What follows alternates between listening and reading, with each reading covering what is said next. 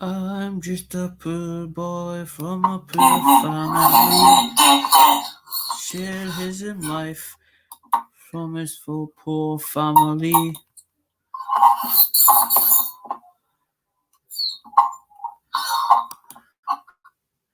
Easy come, easy go.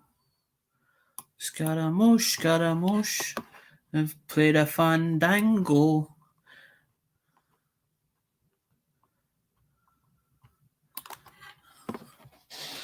Oh, scary as lightning. Galileo, Galileo, Galileo, Figaro, Figaro, Figaro. Hi, George. How's you?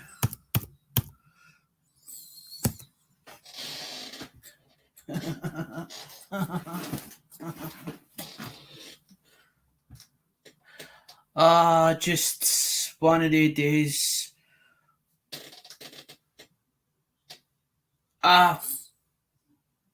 Waits for a box. Waits for a couple of weeks. Had a look at it. Found out it was in Chicago. Kept wondering where it was going to come here or no.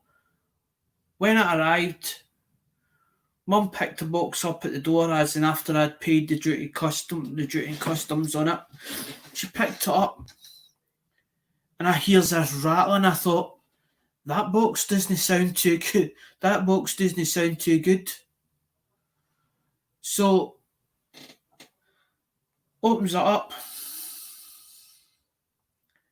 and it's for I don't want to put names and turn around and say it's his fault and blah blah blah and he knew he'd done this and all the rest. I don't want to go down that line, but say for instance I got it for supposed to be a dealer or a collector or whatever, right?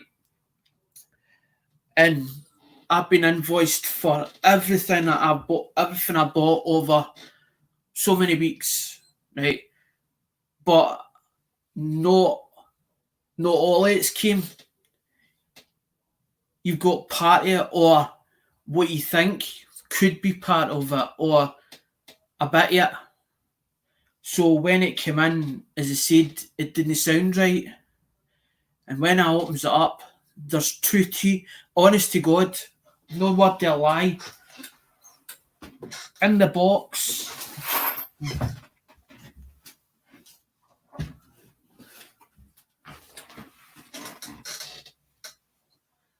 that was used for packing material or for a hot it or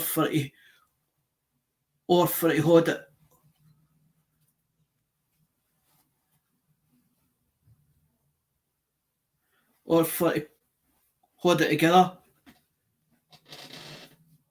And I was like, right, okay, I said about pack the box properly, but what has happened is the 1 cent or the 1 cent that's in it, as they were on tubes or whatever, it all get damaged. And I did say to the person, make sure you properly package it up properly so that nothing gets broke. So now I've got to sit through the whole lot of them, and funny enough, luckily, I emails Joe Durbin to get tubes off of Joe Durbin, and I happened to think, hold on a minute, and I started looking about. The next minute, I goes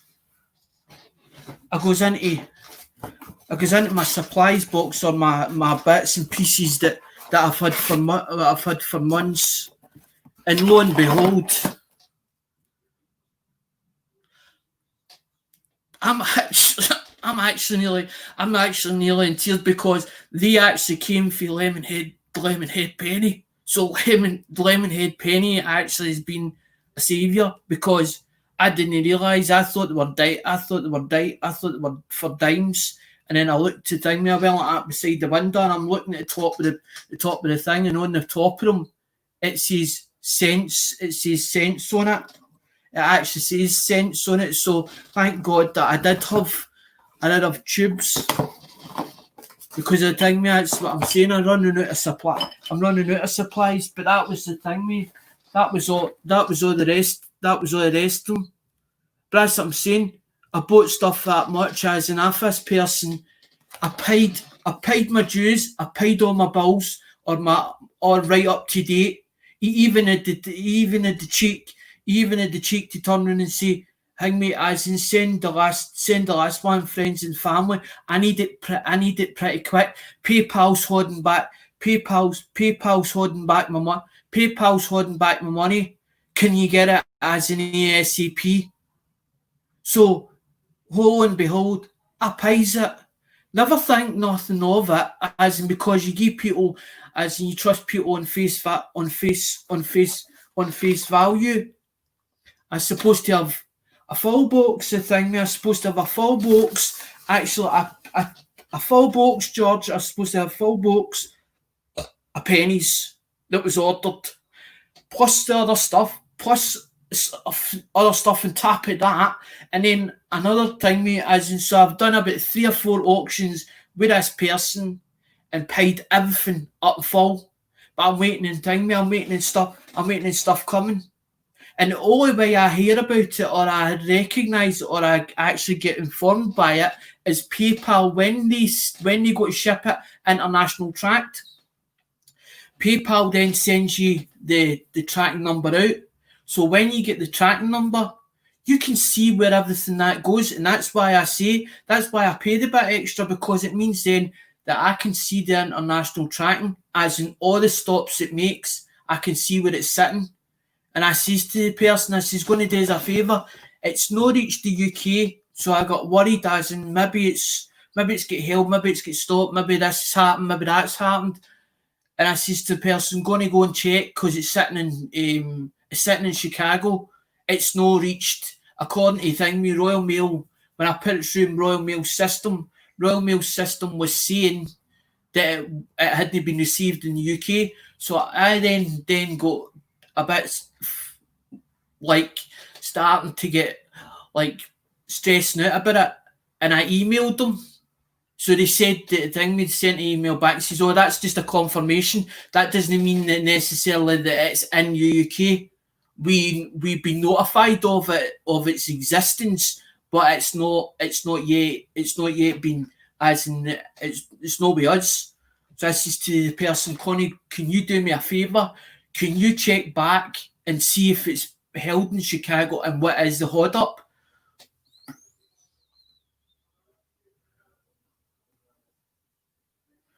George, George, do you know this? Do you know something? There are certain people I get a feel for, as in it's as if I don't know what it is. It's like a Virgo star sign. They tend to, we have Virgo star sign. They tend to stay around their own type. They stay around. It's like a clan clique. It's this feeling they get. I don't know what it is. It's like a feeling they get or a vibe, and they know which ones, as in they feel they actually feel comfortable with, and that's what's happened. It's because I probably know you through somebody else, so I know you probably through oldies and goodies. Although that you have your disagreements or whatever, or your wee lovers tiffs at times, because I know all these, I seem to trust the older type people, as in I don't trust my own age group. I trust people that are slightly younger than me, and it's people that are actually older than me, because it seems to be that's how I got a feel. I got a feel for some a strange reason. But the whole thing I came on for was because I was going to say he's hangmate, as in he sit through and go through them, because I was going to put him underneath the microscope, because I need to find out. I need to find out what dates here, and start putting them into order, because I don't like the idea of them in that box, because as in before I come on, George, I actually done.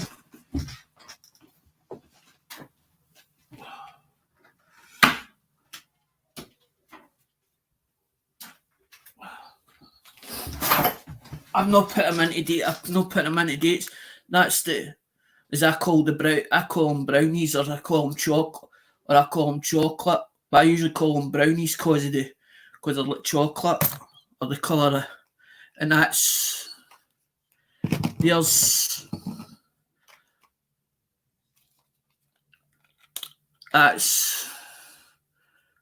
sort of BU, but I don't know if I can say they're BU now, because obviously they're not in bank rolls any longer, or what's happened to them. But as you can see, they're ruby red. So what I've done is I've took all the ruby. What I've done is, because it ended up all mixed, what I've done is I've took the rubies out. Hi Farm CV. I've took the red rubies out. So I've got all the red rubies, but I need to put them into what dates here. Because I don't go, put it this way, George, I don't go through searching for the errors or the varieties. I just go through the dates and go, right, that's 56S, and then I'll put it into the full tube. Then I'll just put it back into the full tube, and then I'll mark 56S on it. I've got no client. I haven't got any clients in the UK. That's the problem. I've bought stock on the self-belief that I might be able to get customers. So I've not actually got customers as such. I'm just taking it in face value. Well, as my man says, it's like doing drop shipping. When you do drop shipping, you don't have any stock. So what you're doing is you're putting on an itemised list and putting on certain things, as in whatever, for this drop ship or whatever, or Alibaba or whatever it is. And then you buy, what you do is you get the money off the customer, you pay them it, and then they deliver it. But my old man was never like that. My old man, my father, before he passed away, he liked physical stock. He liked to touch and handle. He liked to touch and handle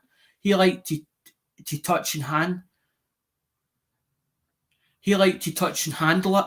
He liked to physically have it, so that he could say that he owned it.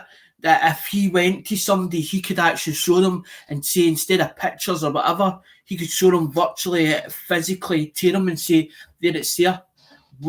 As in, what you gonna get? What you gonna offer me? And my dad was never one to tell me, give you a price. He'd turn and say, what you offer me?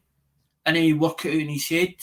But he loved to bat. He loved to physical batter with people. He loved that. somebody would turn around and he would have a fixed price in his head. Well, I can't go any less than that because I paid that for it. I know that is cheap as in thing me going to buy a unopened BU 1250 box of Wheaties. That's actually thing me. That's actually not bad. Oh my god, George, you're joking me. It's 690. Oh right.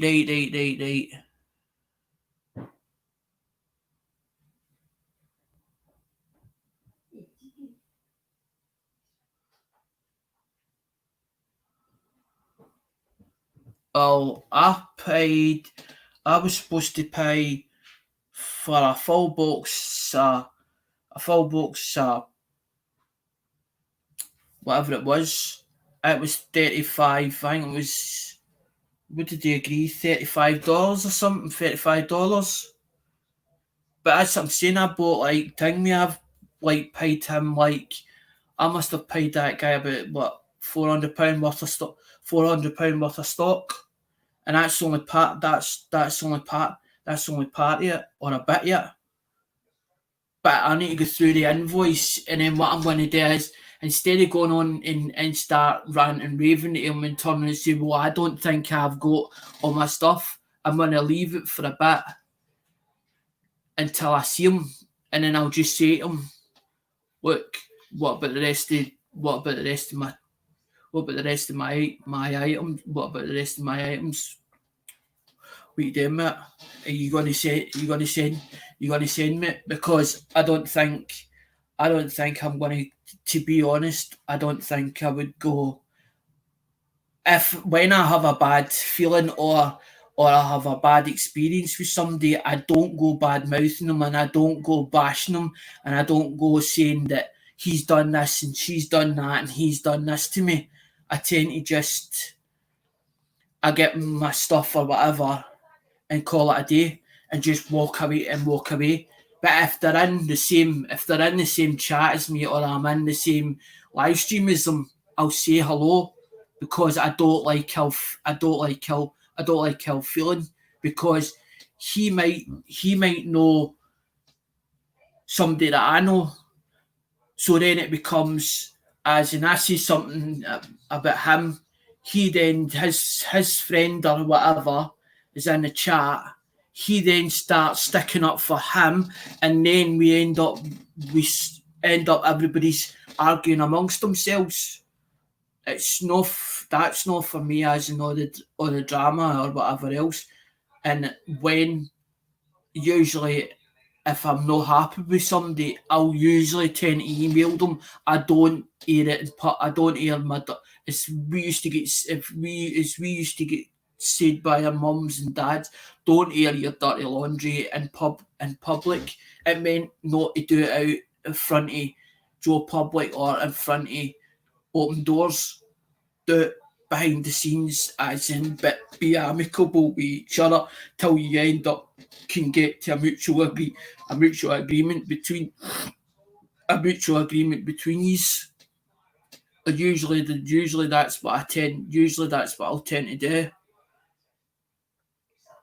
Exactly, George. It turns into he said, she said, and all the rest, and then it ends up hanging me as in people fall out with each other. Nobody wants to talk to each other, and then it ends up. And I've seen it. I've seen it in our USA coin community, and I don't want to keep seeing it because it really hang me it up. It upsets me when I see two friends or two people that are supposed to be friends with each other and they're arguing amongst themselves or they're fighting and you're trying to work out, well, are they just playing are they just acting the pig, or are they actually being serious?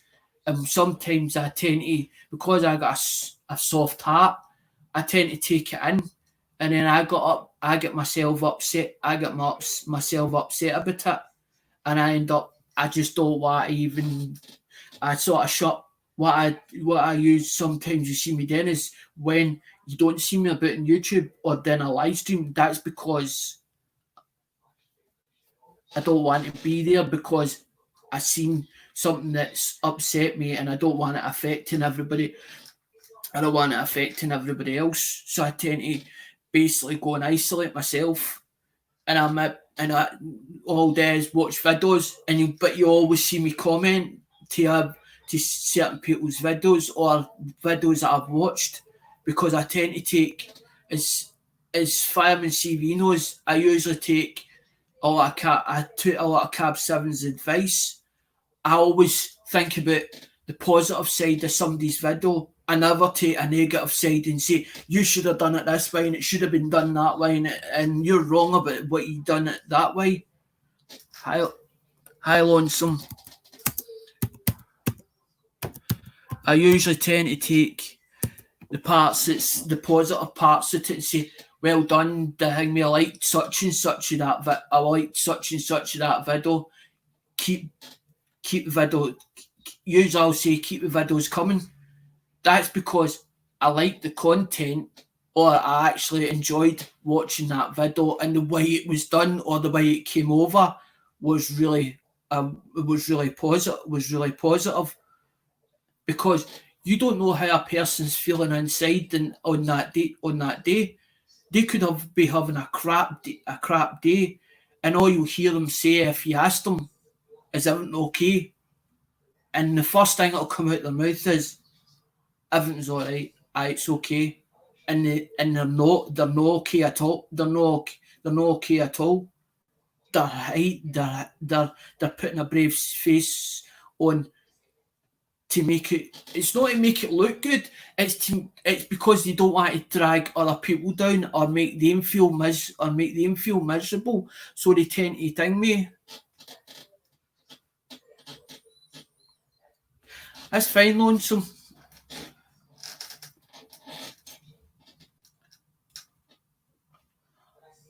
I know.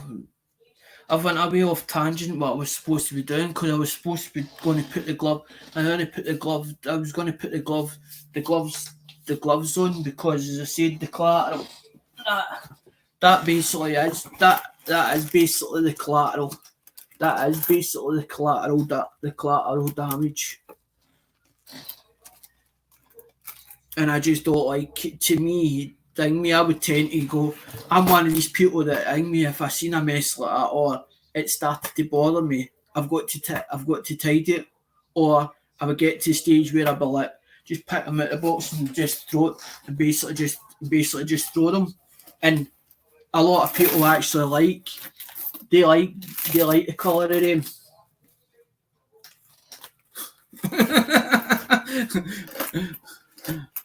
They like the colour of them. That's what I'm saying. You can't see them really because they ding me because of the colour of the box. I need to put the gloves.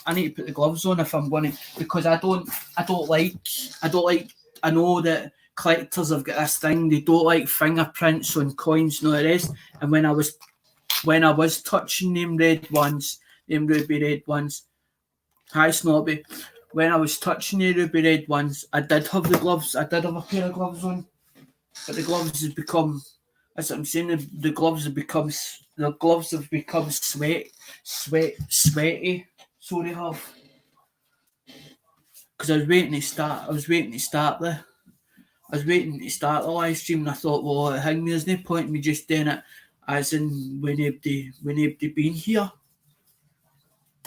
I could put the link out for the thing for people to come up in the live panel, but it might put me off going through these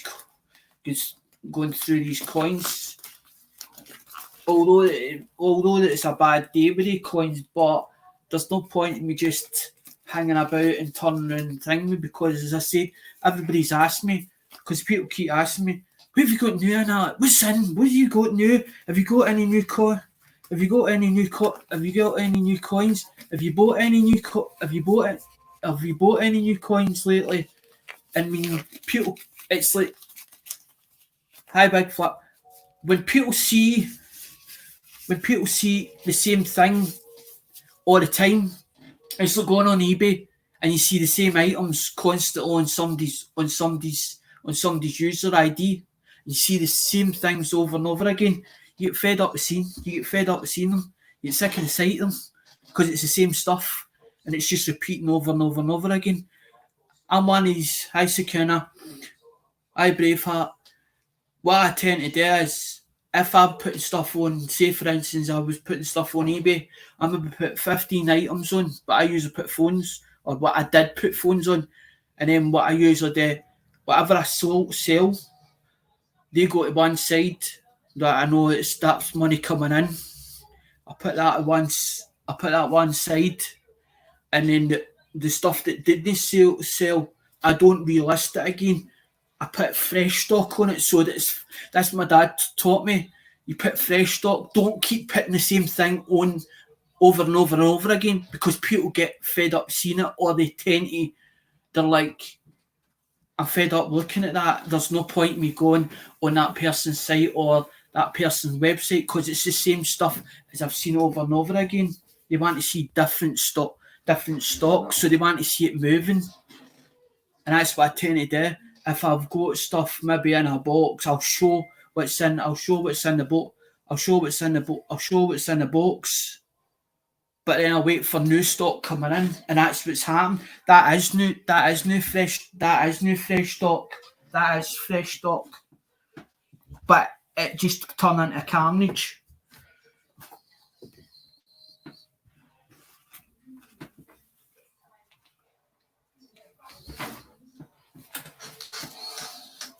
Because what I was going to do was get two.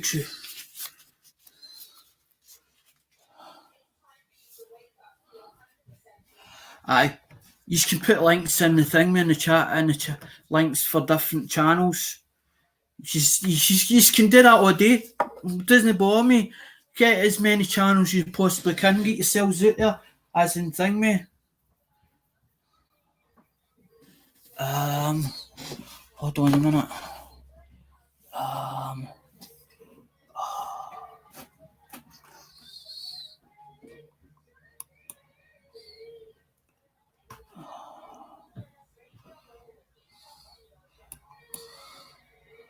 Ali should be a moderator, and I'm trying to think who else.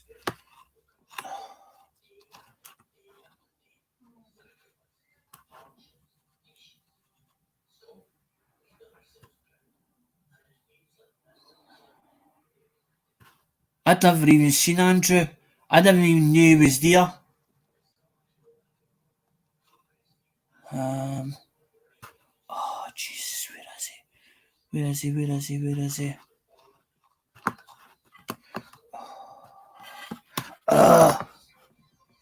Sometimes this thing drives me up the pole.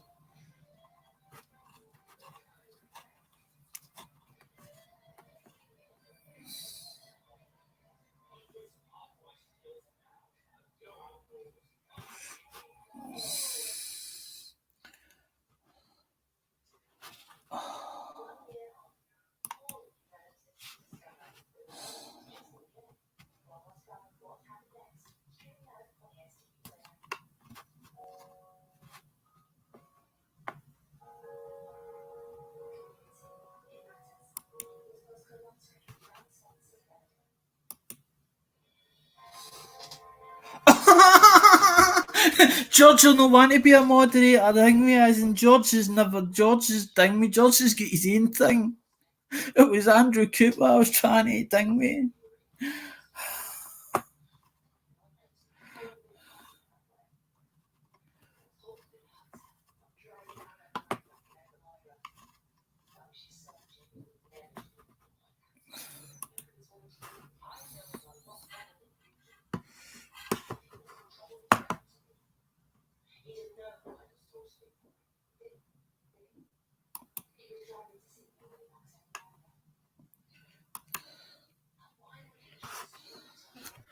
Dusty should be a moderator as well. That's what I'm saying, guys. Zing me as and get the channels out. Get the channels out there. Plug them to death. Because as I'm gonna actually ding me. It's not that I'm finishing. I'm gonna put the cam. I want to change the camera. Because you'll hear me, but you'll just not see me. Because I need to get on. I need to get this collateral damage done before it gets. Because if it keeps there, I'm just going to stare, and it's just going to bug. It'll bug me. It'll eat away at me.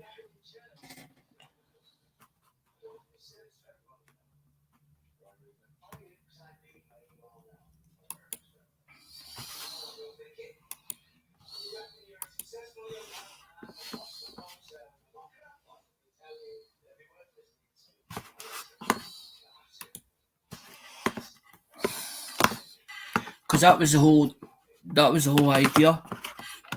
As I said, to get the collateral.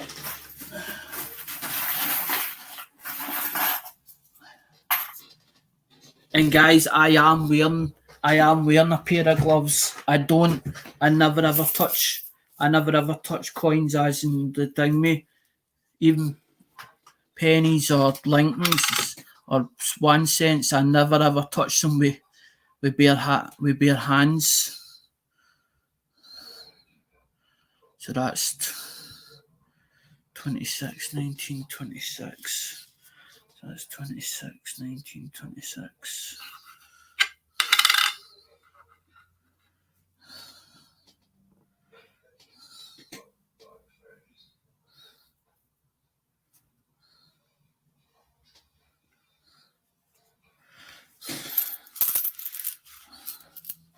Hold on, guys, till I get a chat back up again, because I changed the camera and I'll get the chat up.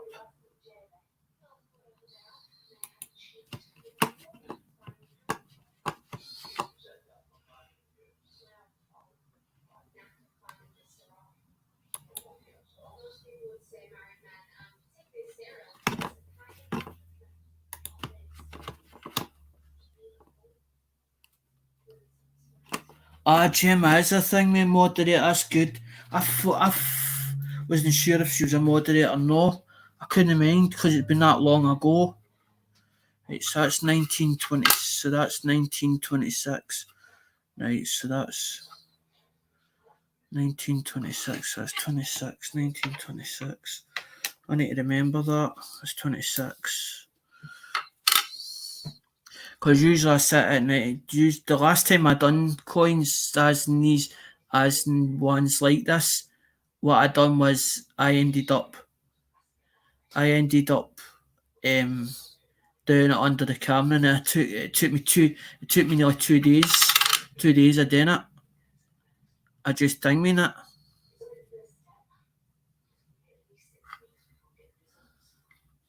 There, Rob. That's what they call a wheatie. That's what they call a wheatie. But because of the age of it, that's 1920. So the wheaties don't look as in the wheats on them don't look as good, because obviously how old, or because of how much they've aged. So what a lot of people usually do is they look for like errors like die cracks and chips, no that car on, and things that don't look 100% on the coin, and that's how they ding me. But when they grade, I was going to talk about that as well. A lot of people don't realise in the UK. Is us in the UK think a coin is only face value. There is more to it, as in with a coin. In America, as in like this one in particular, say this one in particular, I'm going to use it as an example, right? Is 1920. The higher the grade of that coin, makes it more valuable. So that coin could be like, say for instance, the starting grade at 20. That coin could be like, although it's only 1 cent, that could actually be, according to Red Book, be 20 cents worth, as in its lowest grade.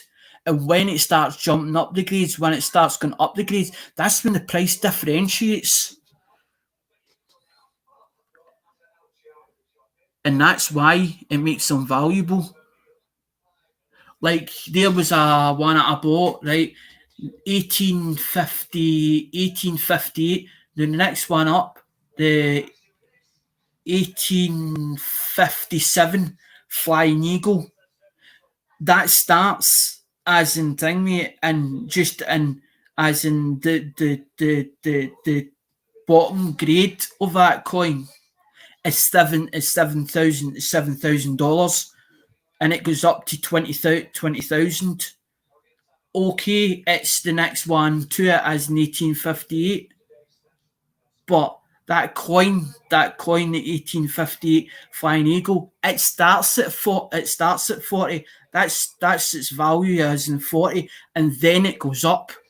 So the further it goes up, so the better that coin is, the more valuable that coin is, and the thing with the longer the how many years it is, that's when it goes up and up and up and up and up. I've actually the Flying Eagle. I purchased it last night because a certain somebody was in the stream, was in the same stream, but didn't stay as long as he should have, and missed it. And because he says to me about a flying eagle, because I didn't know what a flying eagle was, as in I just look at a coin and go, that's a coin to me, as in it could have a linking or whatever. So I checked the book to see what an eagle was or whatever, and I found out it was a 1 cent. It's a flying eagle. It's got a picture of an eagle with wings, no the rest. And I saw it, and I thought Andrew wanted that. But because I bought it, I still need to get a wee bit of money out of it, because there's no point in me buying that coin, because okay, I might want it for my collection, but I've got too much collection. When I go on these auctions, because I've got an addiction fever to auctions, I buy more than I actually need. And that was the whole idea, because I don't agree with the super chats. I don't agree with the donations. I understand why the Americans, they're donations, because they're not allowed to promote gambling, whatever, blah, blah, blah. At the end of the day, we're due, as in if somebody feels they want to give a donation, that's fine. Give a donation to somebody. But the thing is, if I got a donation, I would feel guilty, because to me it's like taking money off of somebody and not even earning it or taking it. And I'm like, and the first thing my instinct is what does that person want? Because he's giving me money. He's giving me money out of goodness of his heart. Okay, I know I'm putting entertainment on. Yes, I am an entertainer. I always have been an entertainer. I was the class clown at school. As in wanted to be liked by the rest of them, accepted by the rest of them. I never was accepted by them. I didn't feel I was ever accepted. So I would go up to things and be the class clown, because I just wanted to be liked, and realised that I was a born entertainer. When my dad says, he says to me one day, he says, son, he says, I'm going to be honest with you. He says, I'll tell you something. He says, you're crap at buying. He says, but you're brilliant at selling. But the thing is, I've lost that knack, as in the selling knack. And I don't like to be unfair with my customers. To be honest, on eBay, my customers are my first priority, because my customers are my livelihood. They're giving me their hard-earned cash, wanting a bargain at the end of the day. And if I can give them that bargain, or they feel as if they've got a bargain off of me, it means then that they'll come back. And I don't want an unhappy customer. When I have an unhappy customer, I tend to put it right. I actually sit them down, or I'll get them to email me, and I'll say, what is the problem? And I'll fix it until I figure out the problem, or till I get a solution to the problem, and say, right, we're going to do this way or that. There's been times where I've turned around and says to the customer, return me the item and I'll give you your full money back. Now, you're not supposed to do that because you're supposed to take off the price of the postage because you got to pay the post office for the price of the postage. They should only get the bidding price of what they bid for that item. But I tend to usually, because I don't like an unhappy customer, I want to keep them as a customer and I don't want that bad word of mouth. Because that, as I've said before, that makes or breaks breaks a business. Okay, some ways don't cry this is a business. Some ways cry it's a hobby. Yes, I do love coins. Yes, I've got the. It's. I didn't know enough about coins when I first started, or I just took them as in like everybody else in the UK. They're only face value, and then it wasn't until the Americans took us in, as in made me feel like one of their own. And that was the whole thing. When I felt like I was one of them, I was like, I'm going to do something. I'm going to do something different. I'm going to do something. I looked at everybody else's channel, looked at all the UK channels, or tried to look as many UK channels as I possibly could, but I couldn't find them at first. And then looked at them and thought, they're all doing UK coin hunts with UK coins. I want to be different to everybody else. I want to be different. I want to be unique.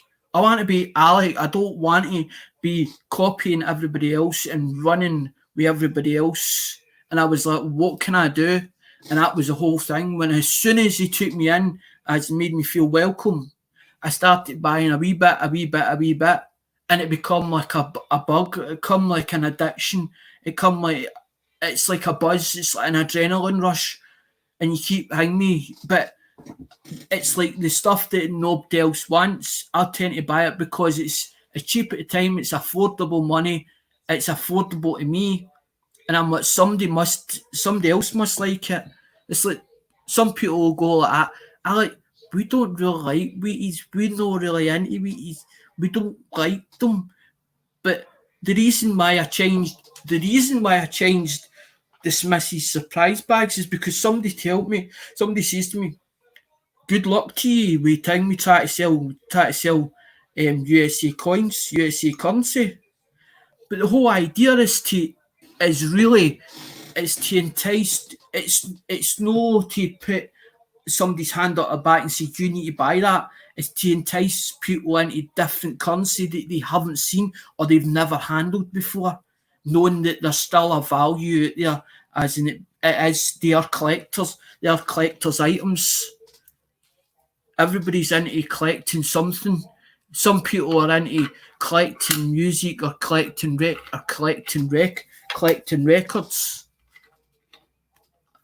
I'm not really into collecting records. See, that's what I'm saying. Look, people say don't, and that's another thing. We as collectors or dealers, we whatever I want to call myself, a collector or whatever, we've been told don't clean the coins. That destroys the value. Of them. So I don't know what that is because it's under the microscope. I don't know what that is. It could be scuzz. They call it scuzz. I'm not sure. But usually I would tend to give, if I seen something like that, usually I put it to as in if it's in beat up or rough condition, or I feel I don't feel that I would accept it. Usually I put it to one side. But what I tend to do is if, say for instance, somebody turns around and says, right, I want that, that's that 1944. Usually what I'll do is I'll put in, because I feel it's rough or it's not up to my expectations, that coin. What I'll usually do is I'll put another coin in with it, a half decent one, and give them two for the price, the two for the price of one, because Snobby's turned around and said the Smithy's surprise bags were, he was over the moon with. Andrew Cooper's been over the moon with, and so is Dale.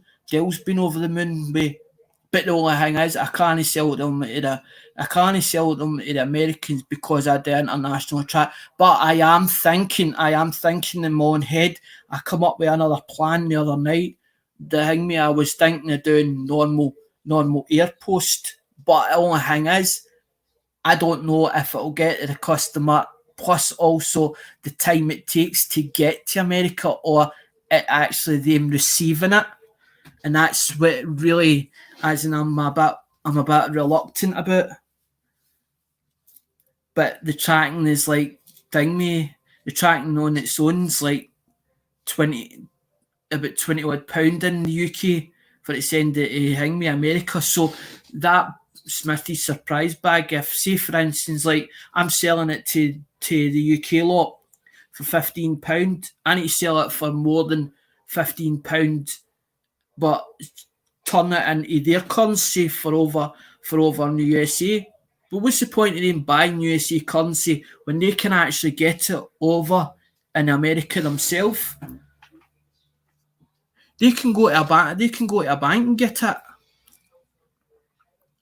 The difference is we can't go. I can't go to a bank. That's what I kept trying to tell people. I can't go to a bank and say, I want I want American coins. I could just picture it going to the bank and turn around and say at the bank, I'm looking for American coins. I'm looking for 1 cents and nickels or half dollars. They'd be standing there laughing and pissing themselves laughing, thinking he must be on this. I see on one of the thing. They would turn around and say, "I see Andrew, hang me." They would be turning around and saying, "I think you're on drugs. I think you need to thing me. I think you need to see a doctor. I think you need to see a doctor." That's what they would turn around and say. I think you need to see a doctor.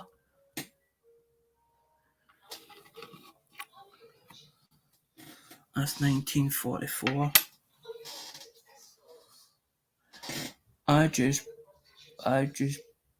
bought.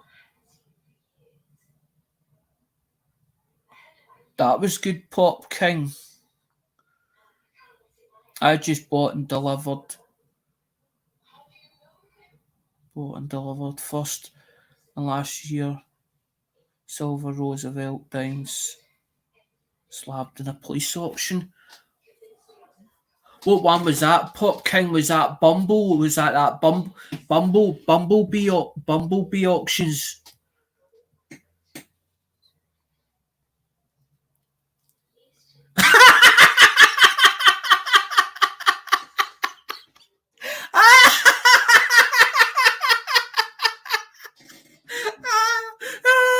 That's a good one, Andrew. Prince. I was actually looking at the thing me as in the DB auction listings. Hang me as in he's running under what is it? Good condition coins. And fun enough, what's a mayor of stamps. Now I know nothing about stamps, and I'm thinking stamps, but some of the stuff is overpriced, and then he's selling shares and then domain names. You can go in and buy a domain name. It's so easy. Thing me to buy a domain name, and why would you pay expensive price for a domain name? I just don't get it. I honestly don't. I just don't get it.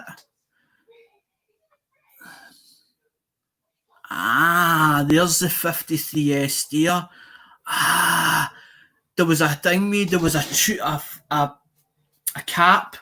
There was a cap in there, as in the ones that get damaged. And funny enough, it said 53S on it. I wondered where they all were. Now they're starting to appear.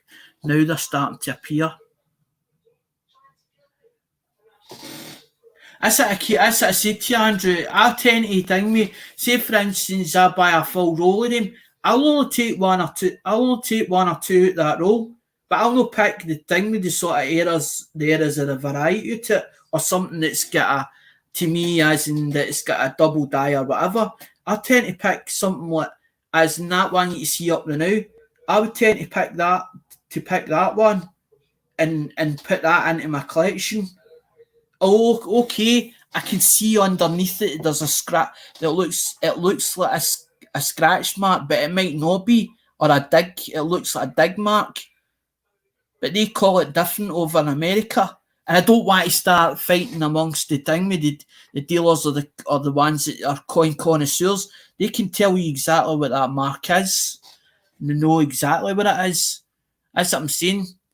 I'm only ding me. I'm only playing it. I'm only playing with coins. Okay, you. That's one thing. Don't ever take me for a ride, because I know when I've been taken for a ride, as in like king me, as in I feel like this is what's happened with this lot of stuff, and I'm like hang me, and I feel gutted, because I'm thinking I feel as if I've been naive and been taken for a ride, as in somebody took me for a fool, and thinking, oh well, I little no mind, he's gave other people and he's done this for this person, he's done that. I'm needing help as well. But I see, the thing is, I don't mind a person that comes out and says to you, look, can you help me now? I'll sort you out later. I sort you out later. I don't mind that, but tell me.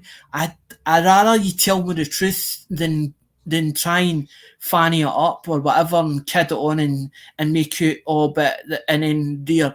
Oh, but I need that money now because the guy I'm getting credit and all the rest. That's not my problem. As in thing, you're getting credit with somebody. As in thing, you should be paying for it. As in a bit at a time, and hang me. As in I say to the guy, look, I've not got the money to now. I'll give you in 2 weeks' time. Because if it was me and I had money, say for instance PayPal had froze my money, I would go into the coin shop or who I was dealing with and saying, look, I've got so much of your money to now. There's so much of it now. And there's the thing, and show the thing with the figures on his account, and say there it's there. I'm going to get it to you. There it's there. The money's sitting there. It's tied up. Now. And then say to the guy, look, it's going to take me 2 weeks. It's going to take me 3 weeks to get that money. Because the minute you don't start sending parcels, because a lot of people, what they're doing is they're using the friends and family. And friends and family, as in how could I put it? You're not protected, as in through PayPal. If you've got an invoice sheet for it, you've got what they call hang me. There's a lot of things where when you're buying goods, we're using PayPal system. There's what they call a buyer's protection. It gives you for like you can claim up to I think it's something like 180 days or something like that. You can hang me as in if you get. But the thing is, you've got to have a reason, and then what they say is you have to sort it out between the buyer and the seller. And if you can't come to an amicable agreement, as in they take the case up, and if they win, if they think that it's in the buyer's favour, they will take the money off them. They will get the money off you, because what they'll do is they'll get to the buyer and then they'll take it out of your bank account. They'll wait their time, as in thing me, and they'll demand it, or they'll send you an invoice sheet, as in through the post, saying that you owe them money, you have to pay for it. And hang me, if you try and get away from paying it, and you go to pay another accountant, they've got your address and all the rest and your details. Don't let you have another account. And that's another thing. That's why I hang me, as in that's why I've got a thing about as in TGBCH, because I feel as if I've never ever seen videos of me, as in videos of people actually getting their items, and I'm thinking, well, if they're not getting their items, is he actually saying that? Or is the people just not doing it, as in because when I usually do a mail call or whatever, that's me letting them see I definitely got your parcel. It's like I've got the first one of Joe Durbin's, and I've got two others, but I know for a definite they're coming. Because I know Joe. That's what I'm saying. I know Joe through Lemonhead, and I don't hide. I don't hide who I buy. I don't hide. I don't hide who I, because it's up to the person in particular. As in, it's everybody can go to a certain person, or they can go bypass you and deal with them themselves.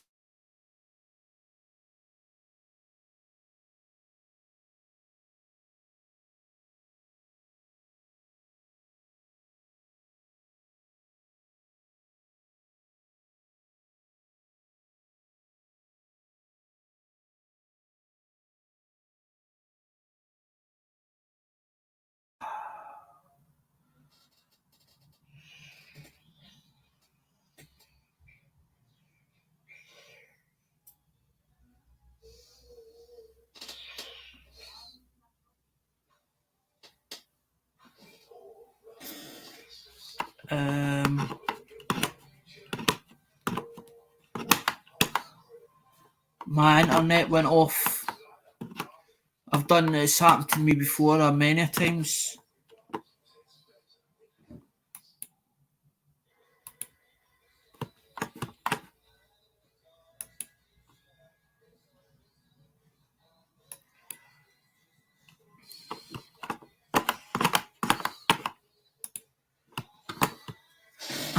Andrew, thing mate, it's been well unwrapped. It's been well unwrapped now, pal. That's what I'm saying. You actually got to see.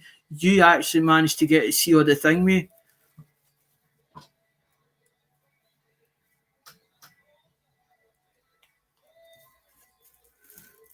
You actually managed to get to see the thing with the way it was done. That's what I said to George.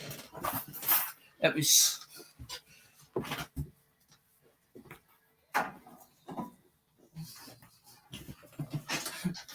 Does he want his thing, mate? Yeah. I wonder if he wants his thing, mate. I wonder if he wants his I wonder if the thing, mate. I wonder if he wants his tops. I wonder if he wants his tops back, as in the thing, mate. As in his t-shirt.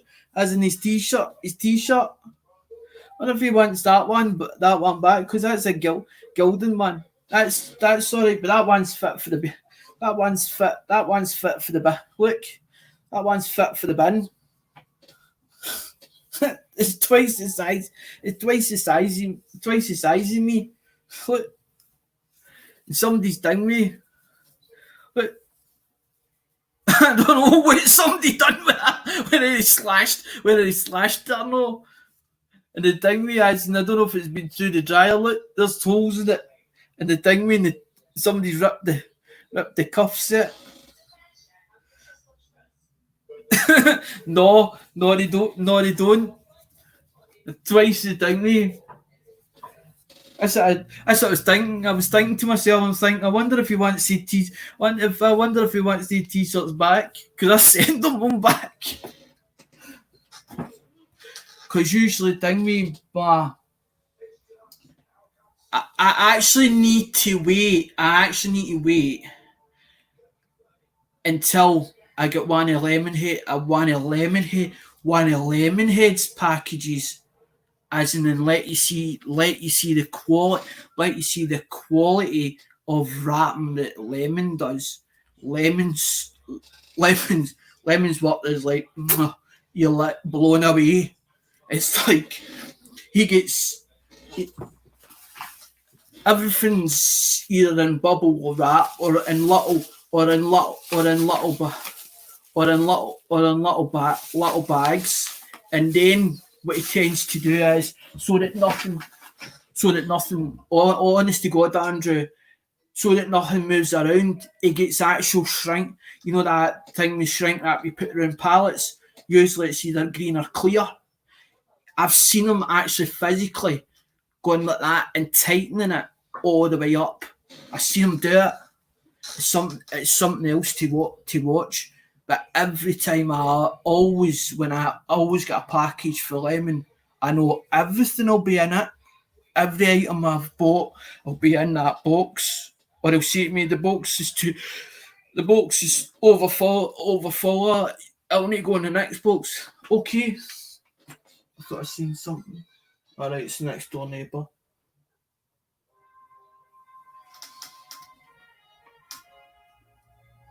Alright, it's next door neighbour. Aye.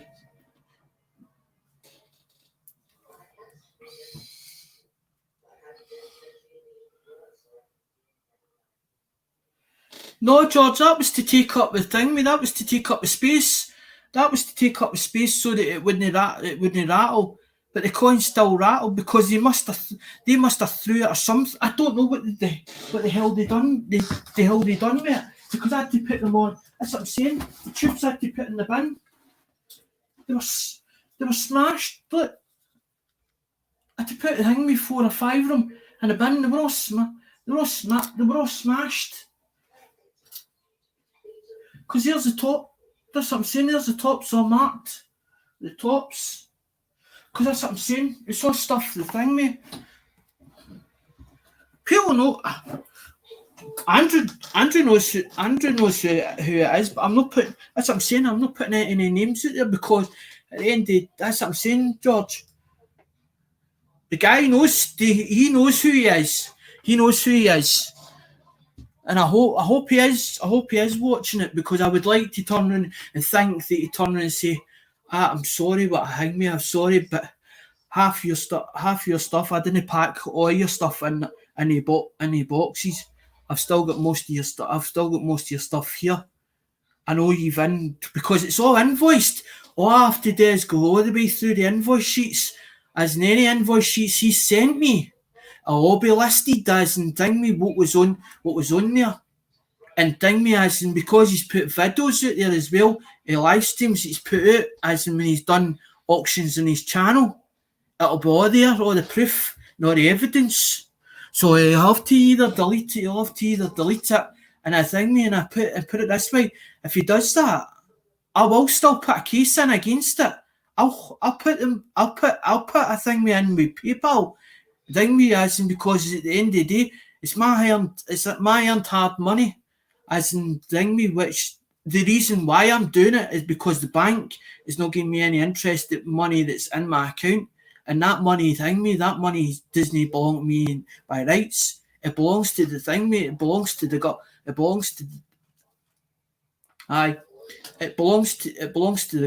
I got it off the state. But it doesn't mean to say that it doesn't mean to say that people should rob me blind. I'll help. See if somebody comes and says to me, I need a bit of help here, or can you help me? As in ding me. If I've not got the money, if I can't help you, I'll turn around and say, I can't help you, but is there any way I can help you? Can I put it or do something as in ding me? So, do you know what I mean?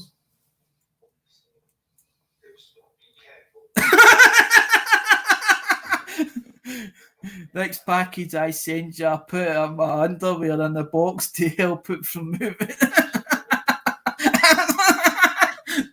So, that's a good one, George. No, I always think me. I could do it. I've got like 2 boxes, right? Now, when I used to do eBay, I end up I go over the score with packaging material and all the rest, right? And I buy all the bubble envelopes. I go actually over the score, so I always have more, and I always sting me. I always have 4 and 5 rolls of tape because I can get that tape for about a pound, and I think there's two big rolls there. But if you buy the wee rolls, there's like four rolls. And I see me as in people's 10. I've heard people, and I've had people like June Gall's like that. You overwrapped this, and she couldn't actually physically get into it, and it took her ages to get into it. That's what I do because I know what they're like because I was working with an agency, his agency in Glasgow. He's been placed in Glasgow, his agency, and he used to put us out for work to different companies where people are off sick, so they pay the agency 3 times what the going rate is, and you get the percentage of that, like £6 an hour. You always get paid as in good wages with the agency. I've never had a problem with any agencies I've ever worked with. And fun enough, they sent me out to a company called ParcelNet, and I watched them literally what they done. as in parcel net. We worked in the night shift and we wait for the trailers coming in and then take it off the trailers. And I watched every movement they made, as in what they done, as in when they took it off that trailer. And I was disgusted by the way they treated people's packages. And I was like, if parcel nets like that, what's like Royal Mail, as in with their packages? And that's why I tend to go over the score with wrapping, because I'm always thinking, well, if it's well wrapped, there's no way that because when you watch I watch all the documentaries and you see them on the conveyor belt. Now, when it's going around the conveyor belt, it's got to watch it doesn't snag it as it goes around the conveyor belt.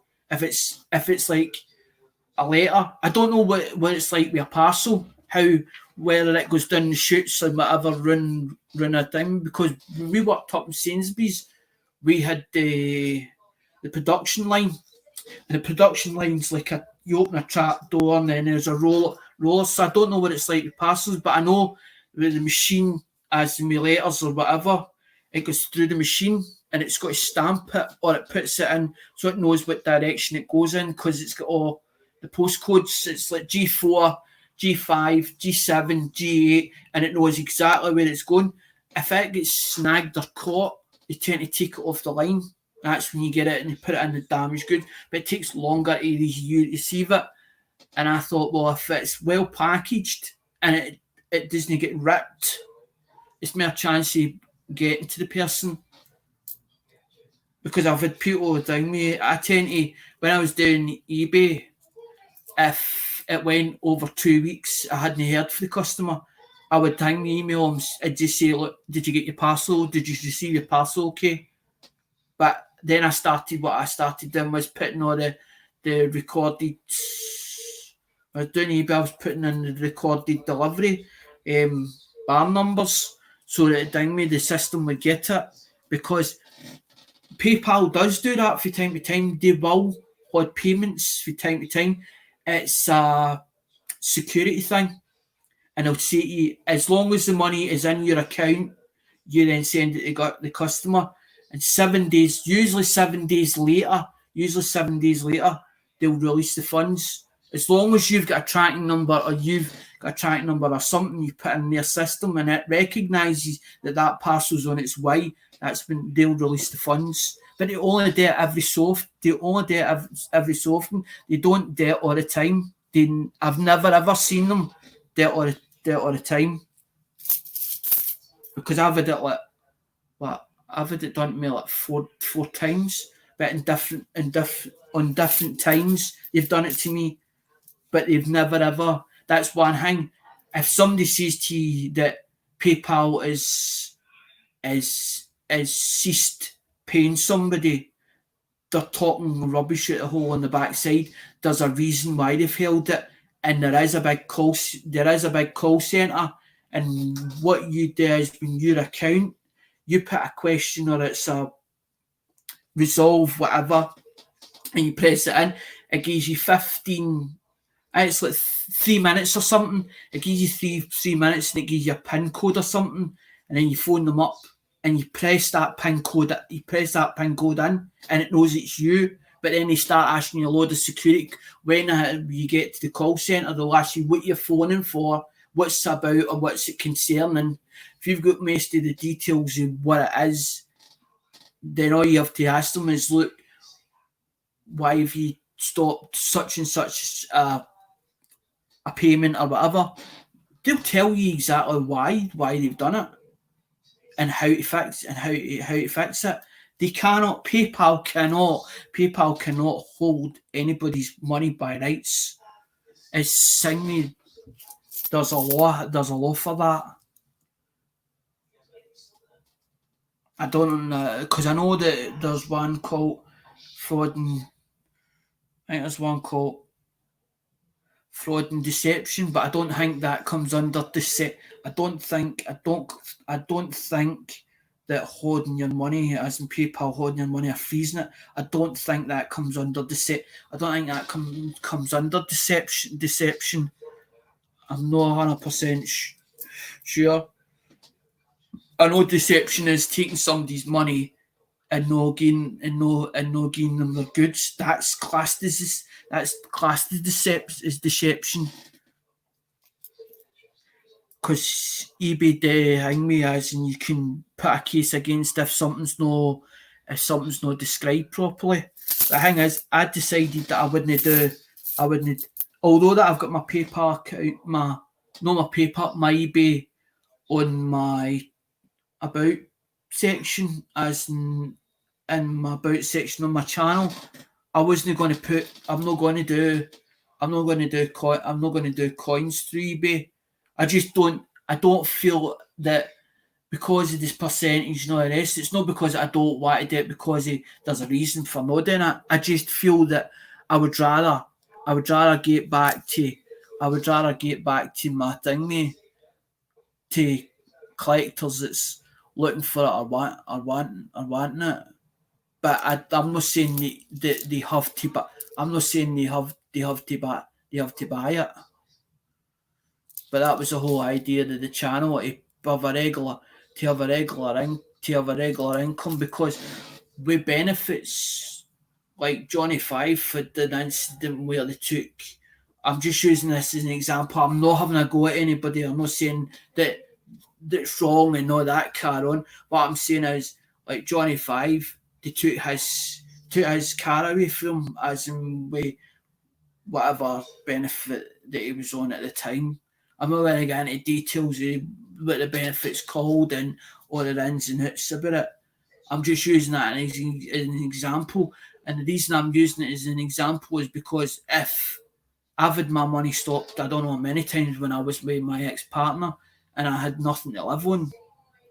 And it was her dad that's turning and says to us one day, our stepdad, "You're only living day to day." And I stopped and thought about it and thought, he's right enough. What he says is, you're only living day to day. So I had to come up with the idea of, what if I had a regular income? But people's like, well, YouTube is no for thing. YouTube is no for buying and selling. That's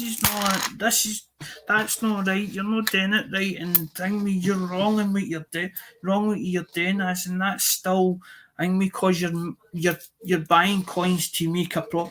You're buying coins to make a pro. You're buying coins to make a pro. You're buying coins to make a profit. No. If somebody thinks that's worth $1, if somebody thinks that's worth $1, right, that's up to them to think or believe what they want to believe, that coin to them is worth. If they want to pay you the money, let them pay. Let them pay it, because it's like them thing. Andrew tell you, as in time, I never brought one out, fun enough. Let me get one.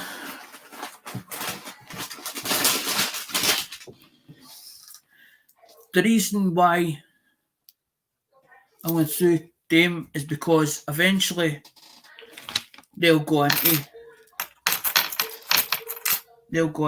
them. Let me just throw them the handful of them, because I think it's time to get a rest anyway, right? But what I'm going to do is I'm going to show you something, right? This was called Smithy's surprise bag, but the thing is, people's like, well, what's in Smithy's surprise bag? We can't see it, so why should we buy it? Because we don't think it's worth the money that you're asking for it. So what I decided that I would call it. I decided that I would call it something. I would decide I call it something different. So I changed it to Smithy's grab bag. Right now, I'm going to show you what's all in it. I'm going to prove it. it's worth its weight in gold. I want to prove that it's worth its weight in gold, and I'm stressing out because I can't get there's certain coins that I can't get hold of at the moment, and I'm actually stressing out about it. And funny enough, it was somebody that turned around and says, why don't you put a 90, why don't you put thingy as in a half dollar in it, and a half dollar could be it could be that they get a 90% or a 40% proof or a 40%er. So I come up with this brilliant idea, and I thought, hold on a minute, I'm going to come up with something. Now, I don't know if it's been tried and tested before, right? So there's a 1 cent. That was originally in a euro, right? So that's 1960. That's 1968. It's 1968s, right? But every grab bag is different. I'm hoping that they don't get the same coins the second time they buy it, or the third time, or the fourth time they buy it. So I'm trying to figure out, right, but the thing is, I got like 15 and 20 bags they made up, right? So there's a 1968S, right? So that's the first coin, right? I've actually ordered another, and honest to God, I'm no word to lie, Andrew. I've ordered more Indian heads, and I've ordered another thing. I've ordered another load of V nickels as well. I'm waiting for them. As I'm saying, they'll be in. I'm waiting till the box builds up, so that'll be another a month or maybe another 2 months before I see that box. But it's not coming off the same. It's not coming off the same person. It's coming off a different supplier. And I should have, by rights, what I should have done was I should have emailed that other. I should have emailed that other supplier. I should have emailed that other supplier.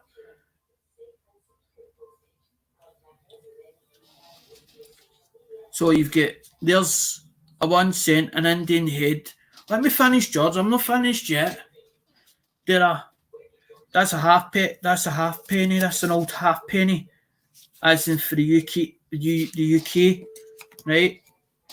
And then you get.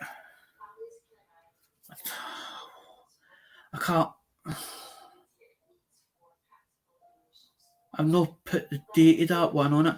I think that's 1974.5. That's 1974 5 cents, right? So there's 5 cents, or what you call a nickel. And then there's a 94, which everybody laughs about, as in the Canadian beaver, which Rose Dragon got a whole load of me, and because it's got Queen Elizabeth's head on that.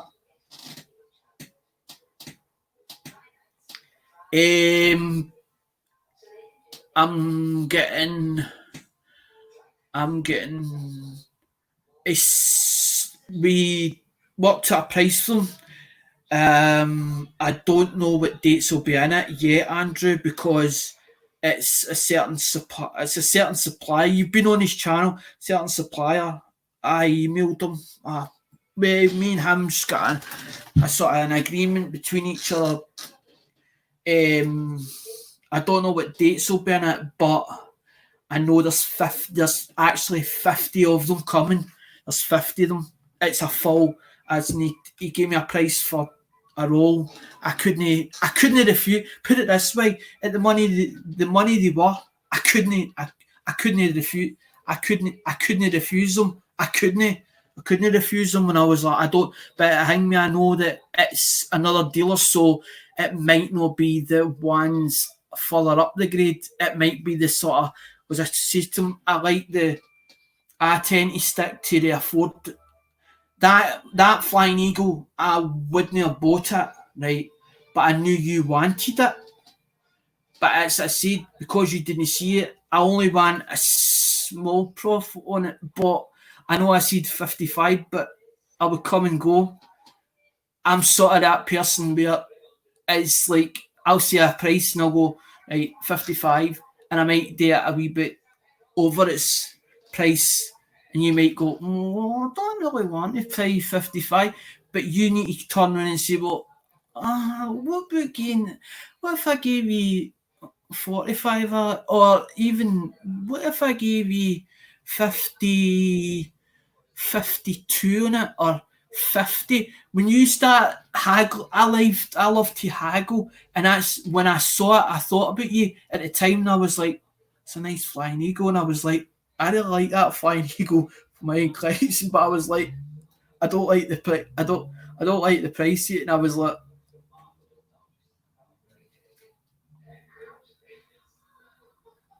what one did I have there? The Indian head. I think I gave you them all. The ones before. It's, let's see. Let's see. I don't have the camera. You give me a thing. Wait, hold on. I get my magnifying glass.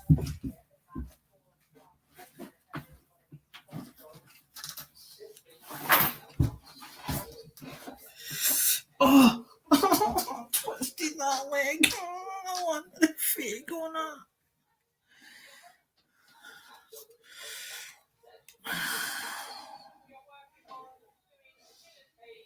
I think you said you had it. It's 18 it's 1899. It's 1899, man.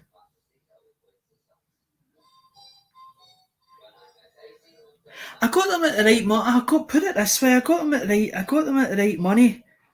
But the guy knows. Put it this way. The guy knows his stuff. The guy knows his stuff. But that's what I'm saying. That's what I keep trying to tell you, Andrew. It depends on the thing, me. It depends on the grade, because a coin dealer will hang me know exactly what grade or the grade that it should be. I'm like, hang me if I buy them at the right money. Hang me, I can do stuff as in thing me, because that's what I'm saying.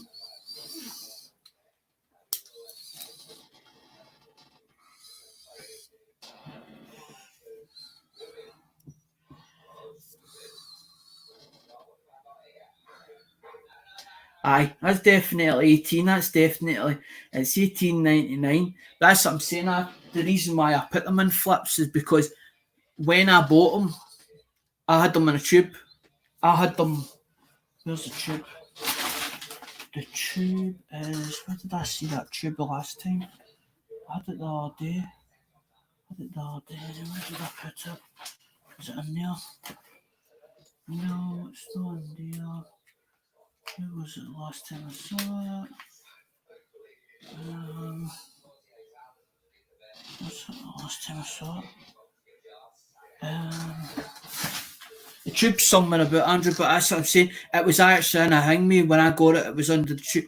It was under the tube. It was under the tube, or it was in the tube. He's like, let me see it. I want to see it. That's what I'm saying. It was in the grab. I put it in the grab bag.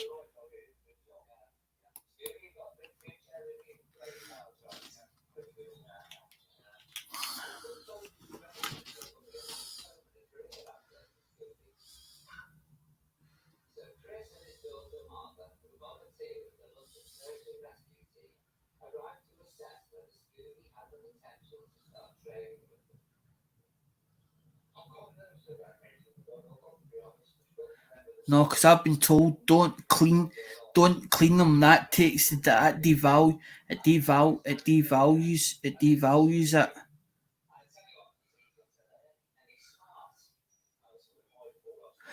but some places they clean them. Sometimes there is coins that's running about, and a lot of hangmeter USA coin family know exactly when a coin's been cleaned, and I've been told that it devalues it by when you clean it, and they can tell by the spots and whatever else, as in that a coin's been cleaned. And a lot of hangme coin shops, every now and again, they clean clean certain coins to make them look better, to actually to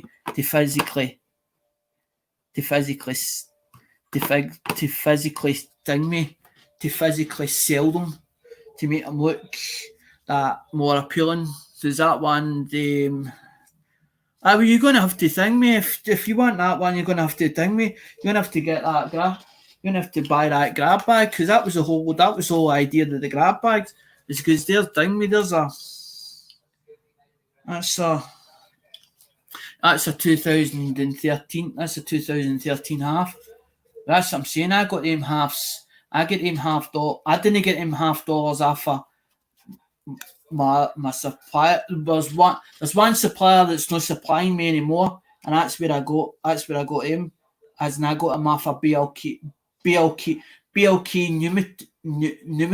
numismatic. I got him off of BLK numismatic, because I'll show you.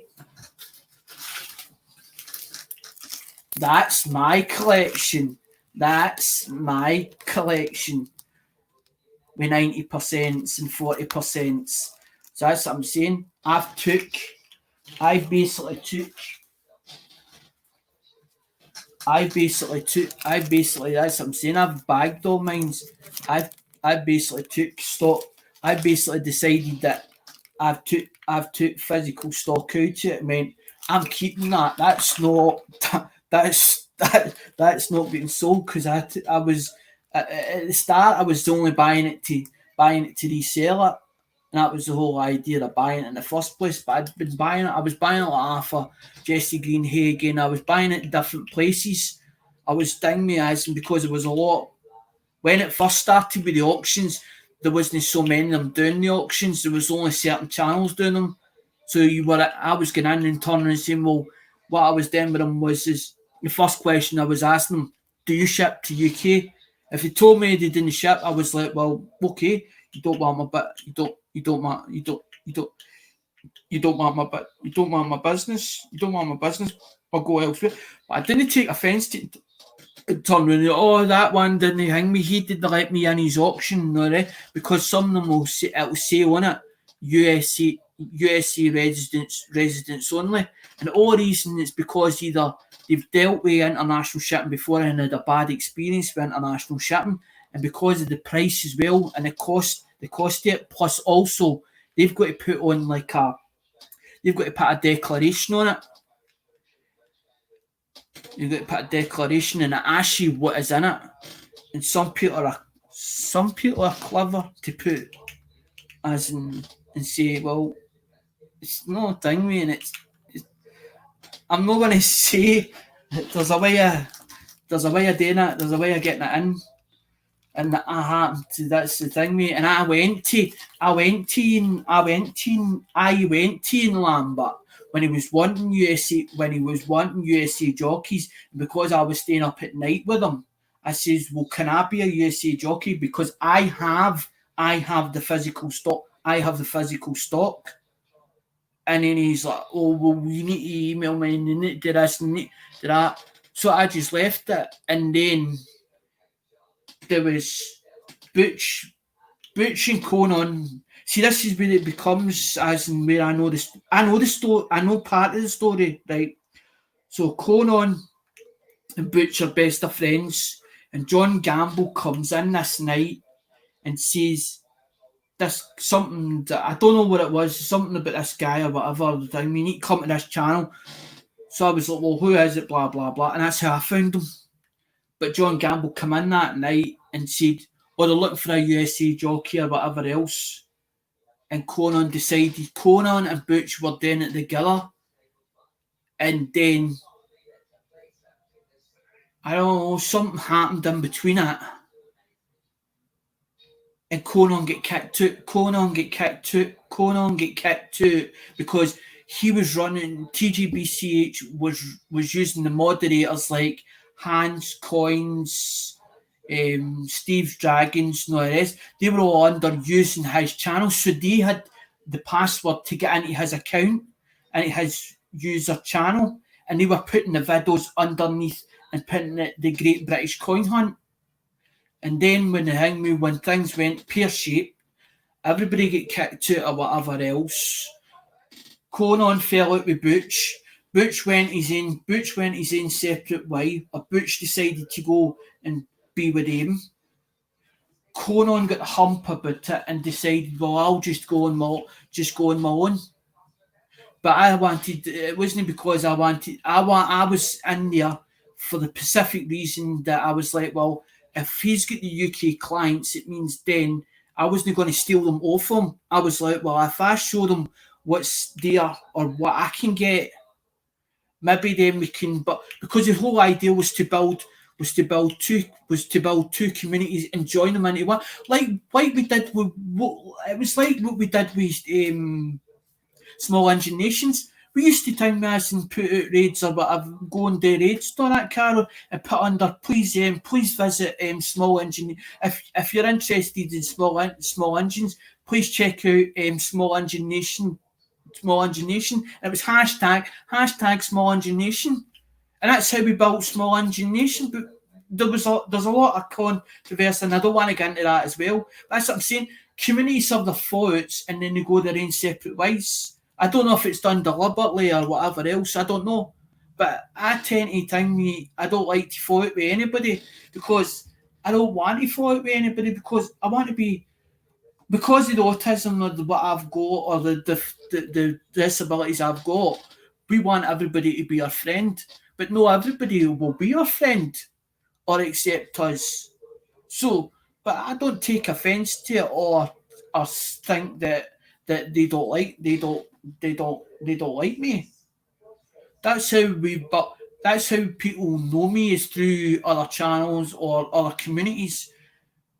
And when I feel that I want to give them a donation or help them out, I don't do it in front of everybody and put it in the chat or do a super chat. I don't agree with YouTube taking 30% of it. So they're taking 30% of super chat. They're taking 30% of super chat. But what are they doing for that 30%? That 30% that they're taking, the 30% they're taking off of people.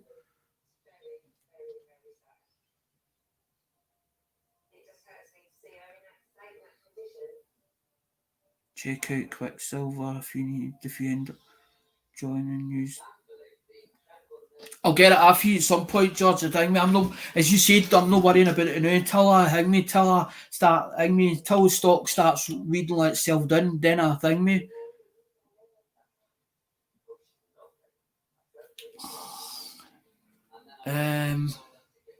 So you want this one? See that?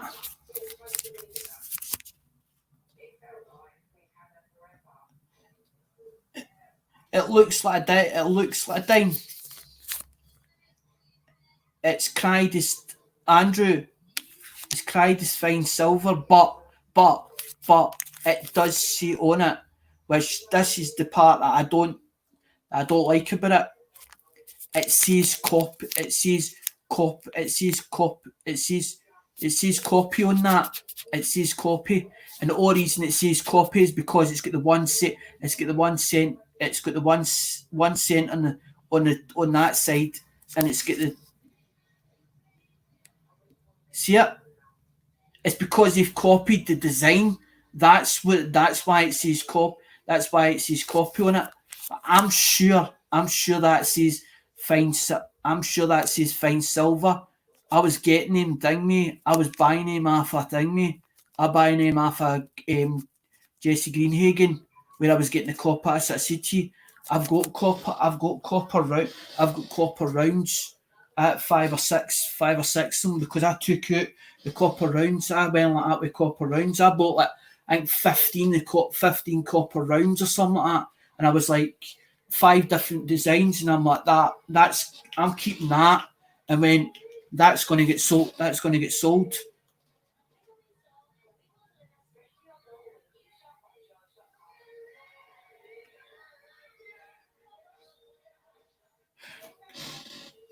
I know, George, but what I was going to say is, mate, I do, like I've done with you, like with the Canadian dollars. I would rather do a PayPal donation, give them it that way, a PayPal donation, so I know that they get it, because they need it. They need it for us. I wasn't finished. Andrew sort of thing me, stopped me in mid thing me about it. I can understand where you're coming from as well. I agree with them taking it, looking at it like this, buddy. You get 70% of whatever from them letting you put up videos and creating a channel. Well, if you look at it, I can see, I can see your point, George. I never thought about it that way. Right, hold on. Right, so that's that one. Hopefully that is the one. Right, so let me do this, George. A minute. 1899. So that's thingy. Andrew says he wants that. So that's to go in here. Andrew, you need to find me. You need to try and remember what the two rolls was, so that I can hang me. If you're taking that because of that Indian head, you need to tell me. You need to find out what the two rolls that I gifted you, because as I said, if I gifted you them full rolls, then that's exactly what you'll get, and they'll be wrapped up properly, as in so that they don't clink with this stuff, so they don't mark it or anything. But it'll bring me. I'll not even open, as I said to you, I'll not even open the rolls, see what's actually in them. What I've done is it's the smashed ones that I've had to do something with. I couldn't, but the rest of them, I managed to. As I'm saying, I managed to save a lot of them. It was only some of them that's get damaged. But that thing, mate, it might be because the other four were in there, and one of them said, I think he said PD. I think one was PD and S. Please check the thing, mate, check back to be things so that I can give you them. I know it's a shame for me to give you the whole roll, because I could have turned around and said to you, no, you're not getting the 2 rolls, and then turned around and says, well, I'll tell you what I'll do with you. I'll take so many coins out of thing, so you get all different dates. But if I say that I've gifted you them, there could be an error. There could be errors and varieties in them. And the thing, me, if there's errors and varieties, you could get them. They in America get them. They send them away to get slabbed. I think the slab cost, I think it's like 25 or something for to send them away. And that's the only reason I don't send mines away, because they get certified and all the rest and all that car on, and something they if you watch their streams, you'll find out exactly what they talk about and all the rest, and how they tell me that it gets, if the one on the book, it gets put in its recognition and all that car on. That's what I'm saying. I don't want to turn around and say, well, no, I'm not. But I don't do that. I wouldn't. If I say I've gifted you something and it comes to me, I'll send you it. Because I felt guilty because you were in that sale at the same time, and I thought you were in to buy stuff. So I'm like, well, if he's in to buy stuff, we've done what we used to do with Lemonhead. Because that's what we used to do in Lemonheads. You see somebody buying something and then they say, gift it to such and such. No problem. Get to such and such, and thing me it overwhelmed Lemonhead, as in thing me how people were so the way that they worked. Hi, 710.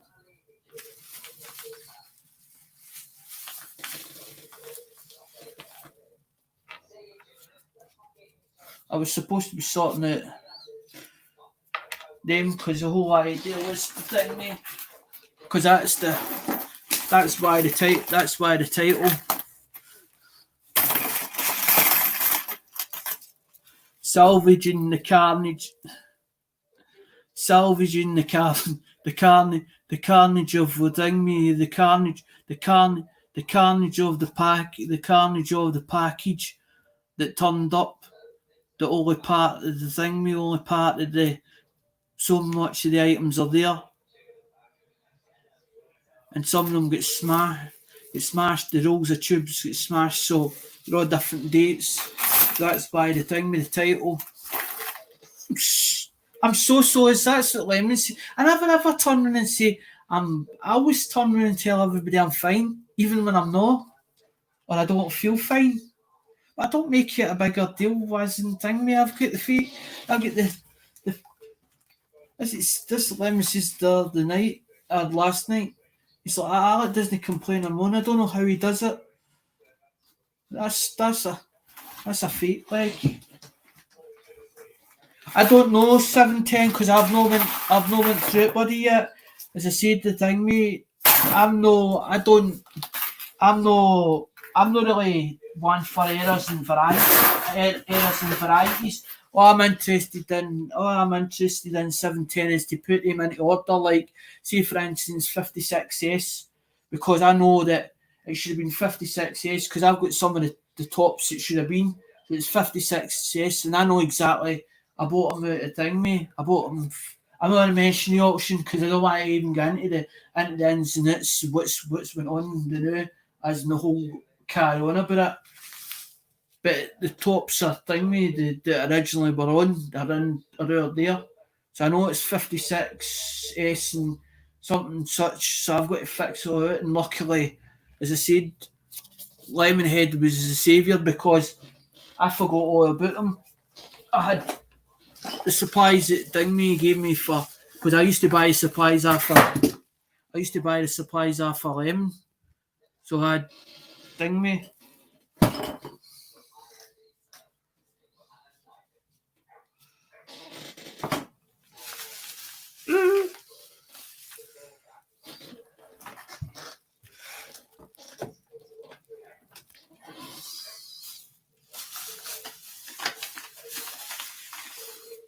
I dropped it. I don't know if that's the ones that thing me. I'm not sure if that's the ones that. There's two of them that blanky. Thing me. The blanky Andrew Cooper. Because Andrew's like, he'd been the cheeky wee bugger went, can I put it in Ali's packet? Aye, okay. I'm me. Aye, okay. If it's coming this way, if I'm dealing me, aye, okay. Just put it in my packet. But it was supposed to be labelled. Two rolls were supposed to be labelled to tell us what new poor Andrew's got to go through, or poor Andrew's got to go through the video to find out which ones it was. Because there's 55p and 56 one, and then there's another 3 in that as well.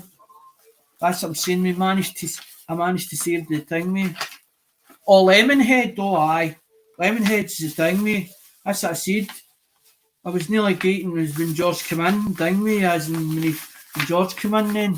Thing, mate, tears nearly running down my eyes because I forgot all about the tubes. 710. It was, what happened was I put them up to the light because it's getting darker now because it's getting later on in the UK. I put them up to the light and I'm holding them up to the light in a way, and I went, These say sent. I was like, these say sent on them. I was like, yeah. It was like thing me like a way thing me. It was like one of them, like the way you give thing me a bit of candy to, and it's never seen the candy. It's never seen the candy before. I was like, yay, because I'm like, oh, you're beauty, because I'm like, all them can go into there because I've managed to there. they're ruby reds. They were supposed to be BUs, but I need to fix them out as well. So what I've done is I went through the box and put all the BUs into hang me into a tube. And yes, I did. When I put my hands in the thing me in the box, I was wearing a pair of gloves. I was wearing them ones, and they become sweaty because I had my dinner. I took them off, and then I didn't put them back on. I didn't put them back on again because Lemonhead taught me, do not touch coins with your fingers as natural fingers because it puts prints on the coins, and you're not supposed to touch them as in touch the thing with the reverse or the obverse of the coin, as in you're not supposed to touch it like that. You're supposed to touch them like that when you're holding the coin. But that's why some is wear the gloves to stop the grease coming through and the sweaty fingerprints. Exactly.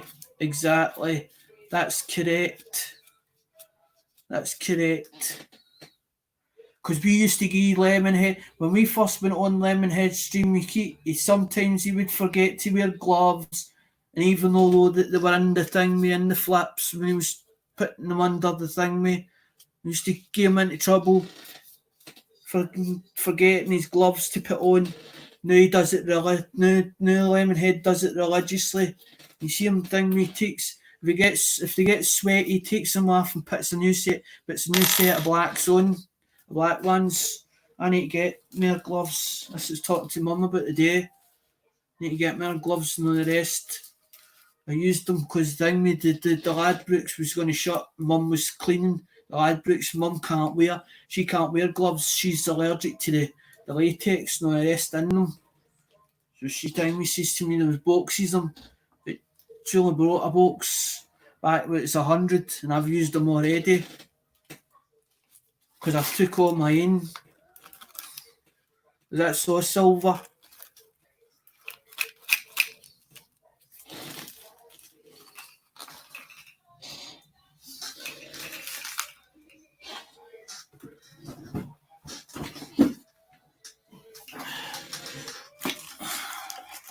Because that's all.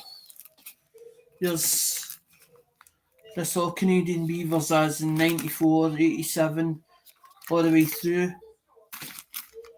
So that's what I'm saying. That's what St. Andrew. I've took my collection out of them. That's what I said. People's like, why are you looking for that? I'm looking for this, and I'm looking for P&D, and I'm looking for that one. Everybody's like, what are you looking for? What's the ones you're looking for? What's the ones you've not got?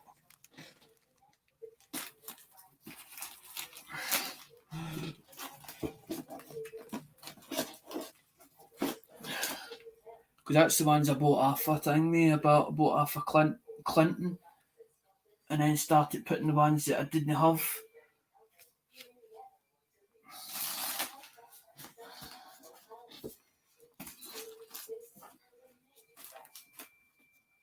Because that's what I'm saying. Everybody's like, well, what is it you like about the thing with the coins? It's the different.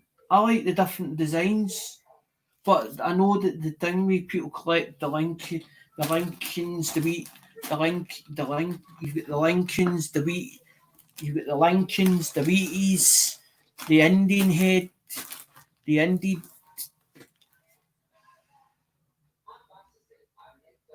I can't hardly pick anything up.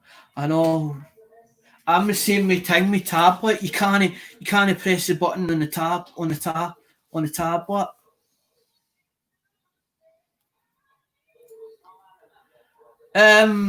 I don't know if they understand the American stuff, because I was going to start doing a thing. I was thinking doing the tutorials as to how to teach them, because the thing me, I don't know if there is people out there is collectors. I've seen coin. I know a guy that used to do the market, and he had I'm talking about they were just like a wooden cabinet with a glass top on them, and that's what he used to go to the auction.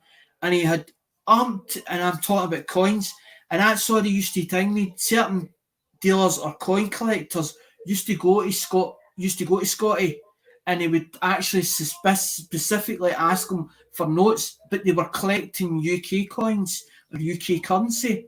So there is a market for UK currency, but I wanted to be, put it this way, 710, I wanted to be different to all the rest of the channels, because I've seen too many of them doing UK coin hunts. And I was like, okay, I know I can get the UK coin. I know I can get the UK coins. I could go to the bank tomorrow and get them. And I was like, but I just wanted to be different for everybody else. I'm learning. So when you say valuable, I'm not 100% sure. They could be to them. I don't know, but it's depending on the person, what they like or what they're into. Everybody's into different things. You've got collectors for records, and you've got people that's into guitars. There's a lot of different collections over here. Some people are into like there's Mix Moores, right? Mix Moores is in the UK, right? So he's into fixing and repairing lawnmowers. So we're all into different. That's what I'm saying. That's why I never say anything bad about anybody's channel, because we're all awesome, because we're all talented in many and unique ways. And it's like somebody that might be able to build a car. They'll put a car back together again. They buy it as like Ali Mac, as in that it needs fixing, and they know exactly what to do, how far to go with it, and what kind of money's into it, as in we. Exactly. It's like Hazy Days building wooden guitars. Now he said that when he left school they made him a carpet fitter, because they got it wrong because his accent or whatever, and he said a chippy or a carpenter, and they thought he said carpet fitter, but he was still talented with wood. I can't do wood because I can't cut a bit of wood straight, so I won't touch wood. But if you give me a bit of metal, a metal, just a piece of metal, I can flatten it. I can make it round and all that. Do you know what I mean? I can thing me. That's what I do. Play guitar. Well, dang me, Hazy Day. You need to check out Hazy Days. It's dang me, as in it's he's friendly with you Dizzy in 1969 that likes to chase fire trucks. The two of them were pally with each other or whatever. They still are, as in Hazy Days. That's what Hazy Days wants to write his own music. And that was what it started. And then he done a thing with one guitar, and it sort of took over, and he's done a few of them. That's what I'm saying. There's a lot of talented people out there that'll spend the time doing it. It's like me with mobile phones, and I used to sit and sold them, and everybody's like, how the hell can you do that? Sit and ding me, but it's so intricate, as in ding me, because I knew exactly where I was touching and what I had to resolder or what I ding me. But I wasn't taking a full board apart and then like testing me multimeter and all the rest. I can't read a multimeter, but I can figure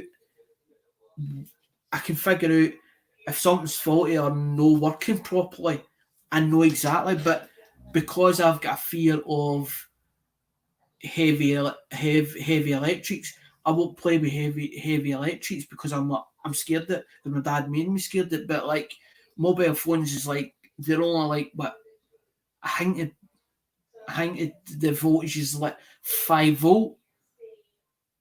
Most of it's like that's that's the that's the most top of the range as in charger will go up to. A fast charger will be 5 volt, but the battery itself is only three. It's only about around about 4 volt or something. So it would, I mean, if you basically went like that with a battery, it would only give you a ting. It would only give you really, it would only give you a tingle.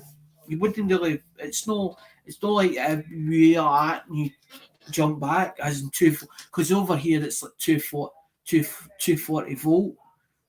12 volt is like as in thingy, especially because it used to be that on a car you had a distributor.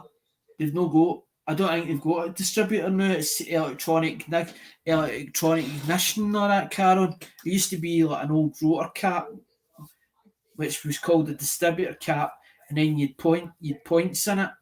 And if you went like that, took it after lead, you get like a thingy like that, as in because the alternator was going round or the starter motor, and they would get thingy because the alternator charges the battery, so you would get a shock back for it. Now that's what I tend to do. 710, it's like you turning around and saying, well, I'm into guitars. If I know somebody that's got a channel and they've got a thing about guitars, I won't sit back and turn around and no tell you that channel. If I know the channel and I know the person, or I've met the person, or I know people that know them, I'll say about the channel. Because I've nothing bad to say. I've nothing bad to say about Hazy Days. The guy he's a nice guy. A heart of gold. He's got a heart of gold, and he is sing me. He is talented with a thing me. I've sat and heard him a few times with different songs, as in thing me. But he's trying to write his own. He's trying to come up with write his own music, and that's what he wants to do. And I hope it does. I hope it does work out for him. I'd love to, because if somebody does well in my eyes, right, I'm never jealous or envious of them. It makes me to be inspired that that person's done well. Well, if they've done it, I should be able to do that. But I might not be into the same things as he's into. So I might be talented, and that's why I say all the channels are talented in our own unique way, and we all put out awesome content. But we being a creator, we don't always get it. We don't always get it right. We do make mistakes because we're a person. We aren't perfect. We make the mistakes, but if we're in the wrong, but as I said, as in the first video I ever done or the second video I ever done, we're all entitled to our own opinion and our own views, and we're allowed to. It's like people's like, well, we're not allowed to do free, as in saying about freedom of speech. There is still freedom of speech, but it's certain things that you say you have to watch because there's a lot of controversy. But it doesn't mean to say that that person's wrong in what they think or what they believe or what they believe. It's like that. I've seen people arguing over the slightest thing, and they're like arguing over something that's so petty, and you're like, for Pete's sake, can you know actually work out that maybe he's right in a way, as in maybe his views, he just sees it differently to what you see it. But it was like, I don't know, somebody, and I was like, or Jeep and John saying about something, and that it was nothing bad said. It was something about I don't say something or whatever, blah blah blah. And I says to him, it's not an argument. I said to him on the chat, it's not an argument. It's a debate you're having with somebody. It's not an argument as such.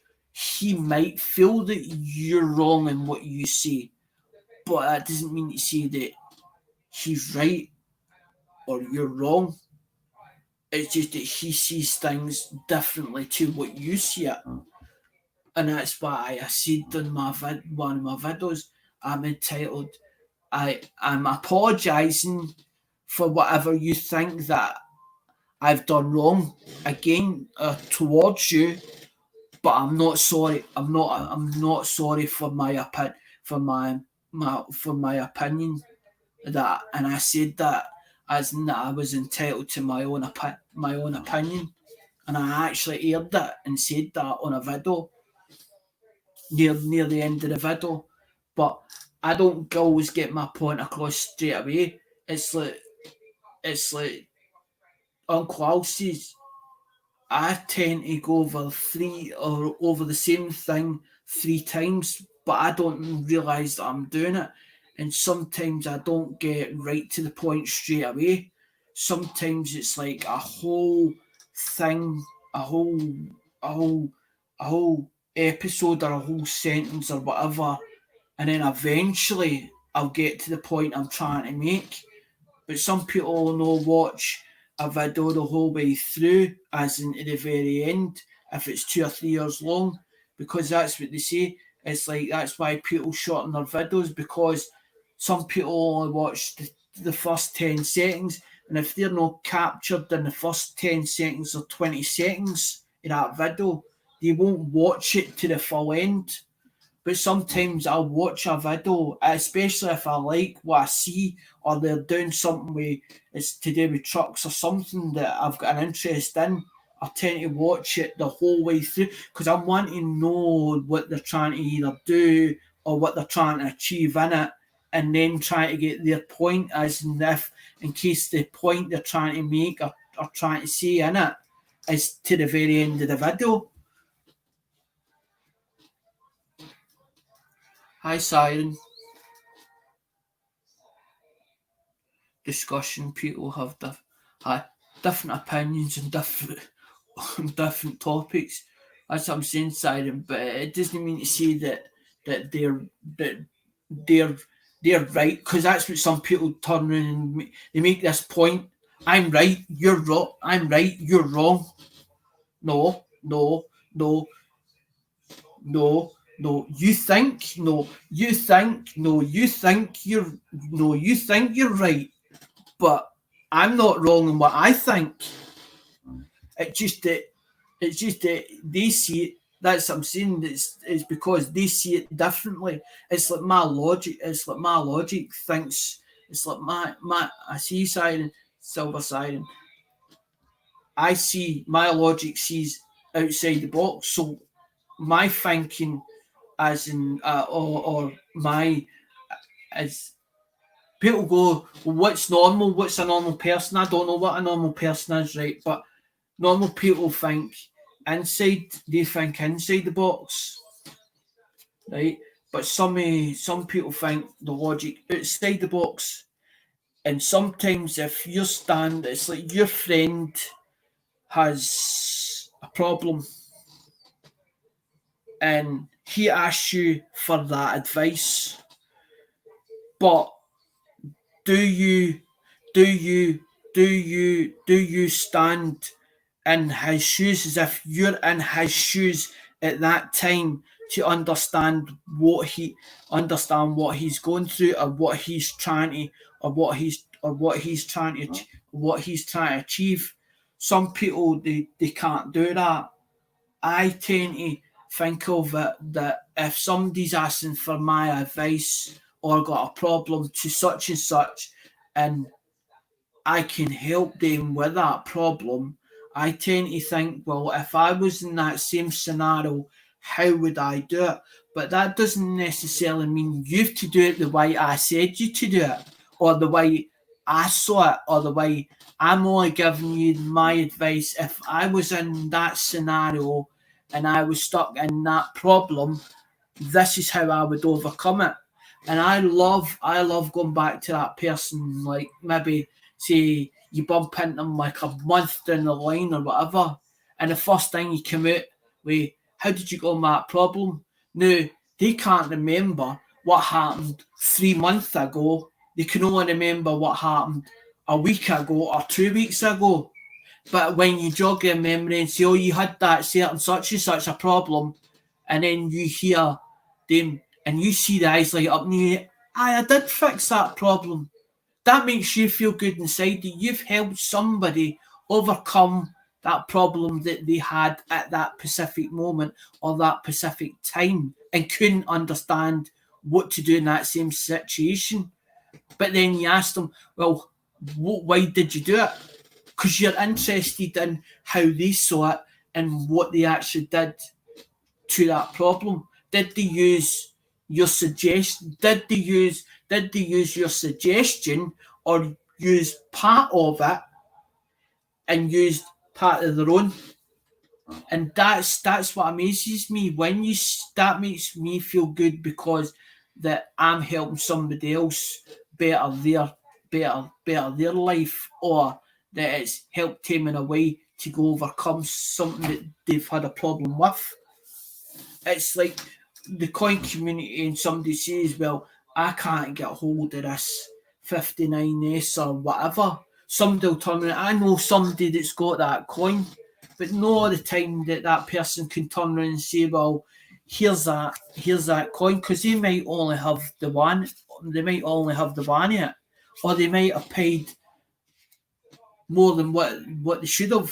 So they're like, well, I can't really give because I paid a lot of money for it. But what if we had done a trade or swap? But a lot of people's had problems with trading and swapping things, and they've not got. That's why I said a while ago, why don't do it a like for like? Because it's like somebody there's ones that's UK ones now.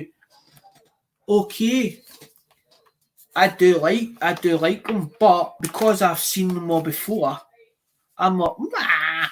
I would rather I would rather sell them. But if somebody come along and says to me, well, I like that one, but I don't have the money in cash to give you, can we just swap? I would tend to wait until that person sent me his part of what I decided, but is it to the value? Is it to the value of that coin itself? Because somebody, I've seen them overpriced, but I know what I paid. I know what I paid in auction for them, but I didn't just buy the one book.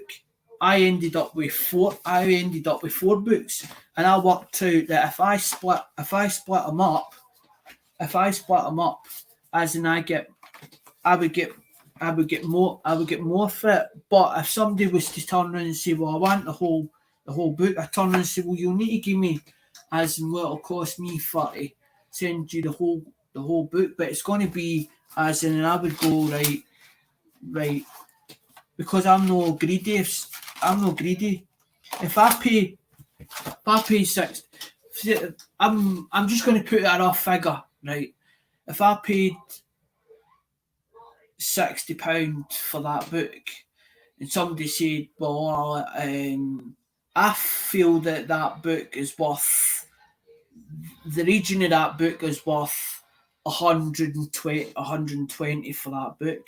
I want to turn around and say to that guy, right, well, I want 120 what you just said. Or what do you think it's worth to you? Well, I would give you, and if it's over the £60 that I paid for it, I'd turn around and go, here you go, mate. Because at the end of the day, it's gone into his collection.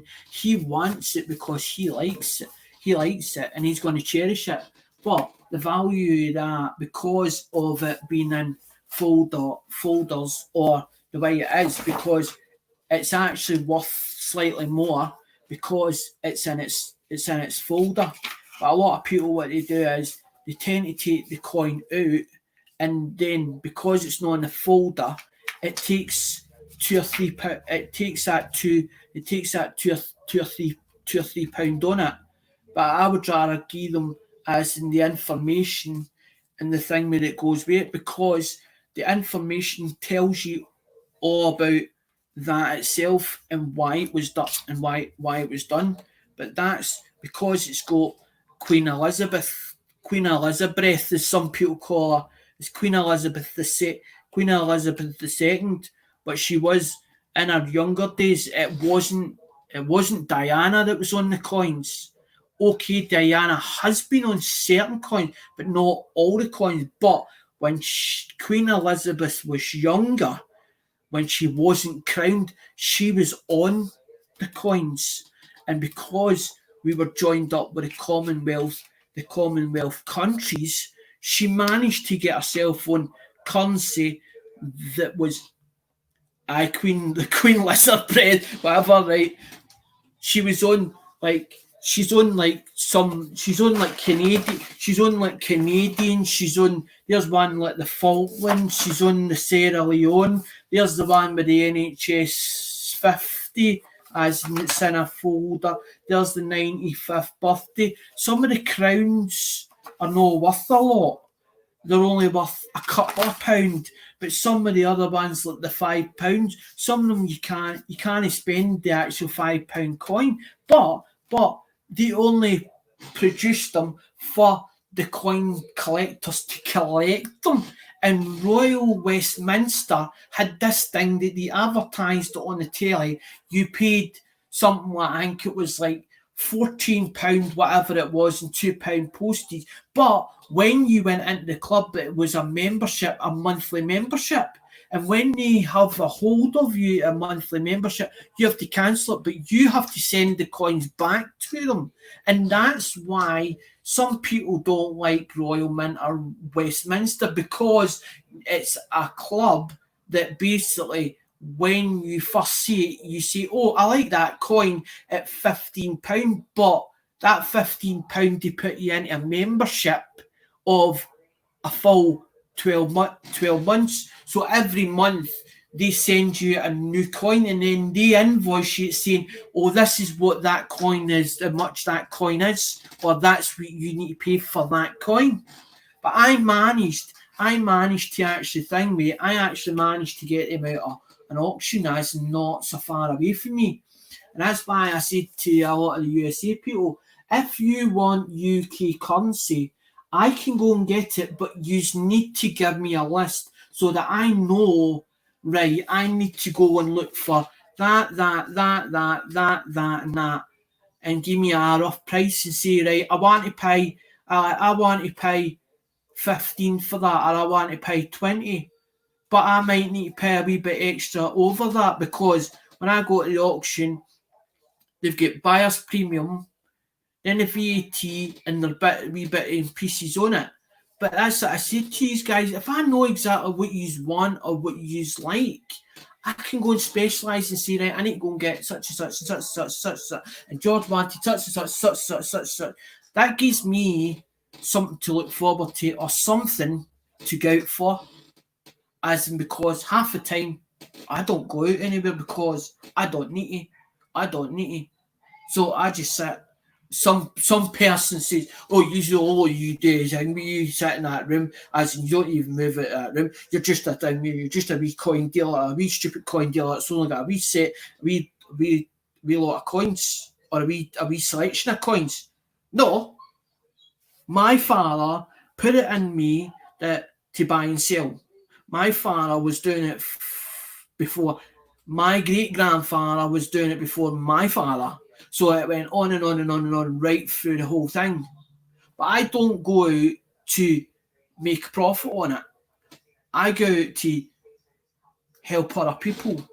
And if somebody gives me £2 or £3 more for it, I'm quite glad that they turn around and say, well, there's £2 or £3 for your time for spending to go to thing me, because they forget that although it's a labour of love, you still got an hour or 2 hours travelling, then you've got to go and get it and then bring it back, and then you've got to sell it to that person, hoping that they'll give you the money and a wee bit extra for your time on it to pay your running costs or whatever. And that was the whole idea. It gives me something to look forward to and something to do, as in for others to put into their collection. Because I love to see people turn, I love that, or wow, I didn't expect. And they look at it. It's like me putting something under a camera. As I said to Lemonhead, the camera doesn't give it justice. That that microscope itself is 10 times it. NGC only check it if they think there's an error or something on it, and that's when they go in depth with it, as in to actually. But when you're just doing a normal inspection, you only put it up to the magnifying and go, right, that's Singme, and then go, whoa, right, that's that, and then ascertain it or whatever they do with it, they certify it and then put it in a slab and say, right, it's that's the price it. That's graded at MS60, that's graded at MS65. But that's what I'm saying. That I like that, but I don't want to keep it. I don't see me keeping it. The more ones that I keep,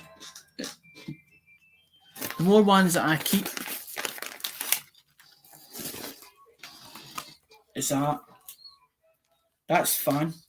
That's no gold. That's no gold. That's all fan mail. For when people were actually sending me fan mail, and the way they were sending it was they were sending it to somebody. They were sending it to somebody in the USA. They were hoarding it for me, and then eventually I was getting it months later. But it took 2 to 3 months for me to actually to get it.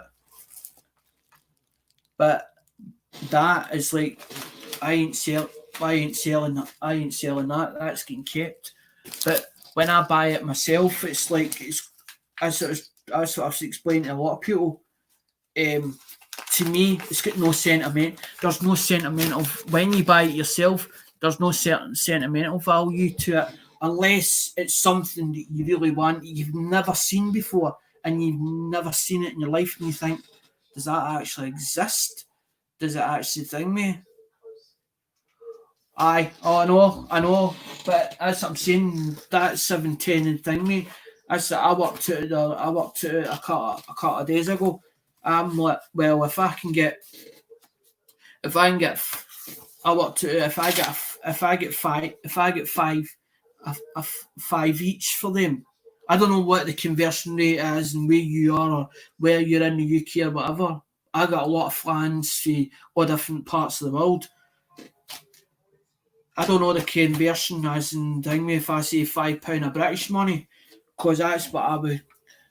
If somebody turned around, I would turn around and say, because I worked at a thing, I think something like in the folders. I looked at the book and I think they were like £10 or £12. Now I've seen them on eBay. I've seen them for 20 on eBay. The exact same fold. Like, no the actual folder. Them taken out and no with the information above. Only just that bit there. Taking it, left in the sleeve. Put the thing with the number because it's got the same unique number. Put on eBay, and I've seen them do a thing. I've seen them with at £20 a piece, and I'm like, that's a bit over the odds for that. Because we have there's actually if I can find it, where is it?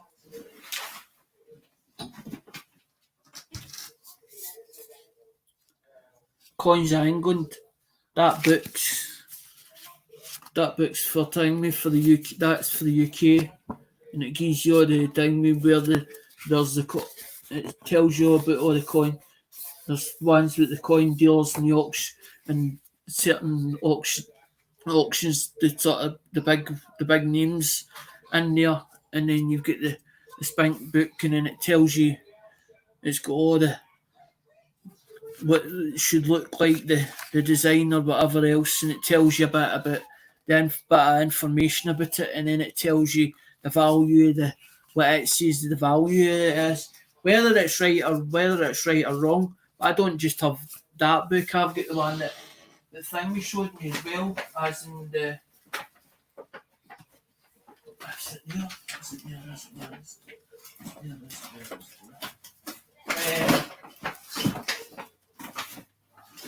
I don't see it now. I've put it somewhere. It's a purple one that light you showed. As in thing there's another one it's sort of That's got some of them in it, but not all of them in it. The other one's got some that doesn't have, and then you've got the big, and then you get.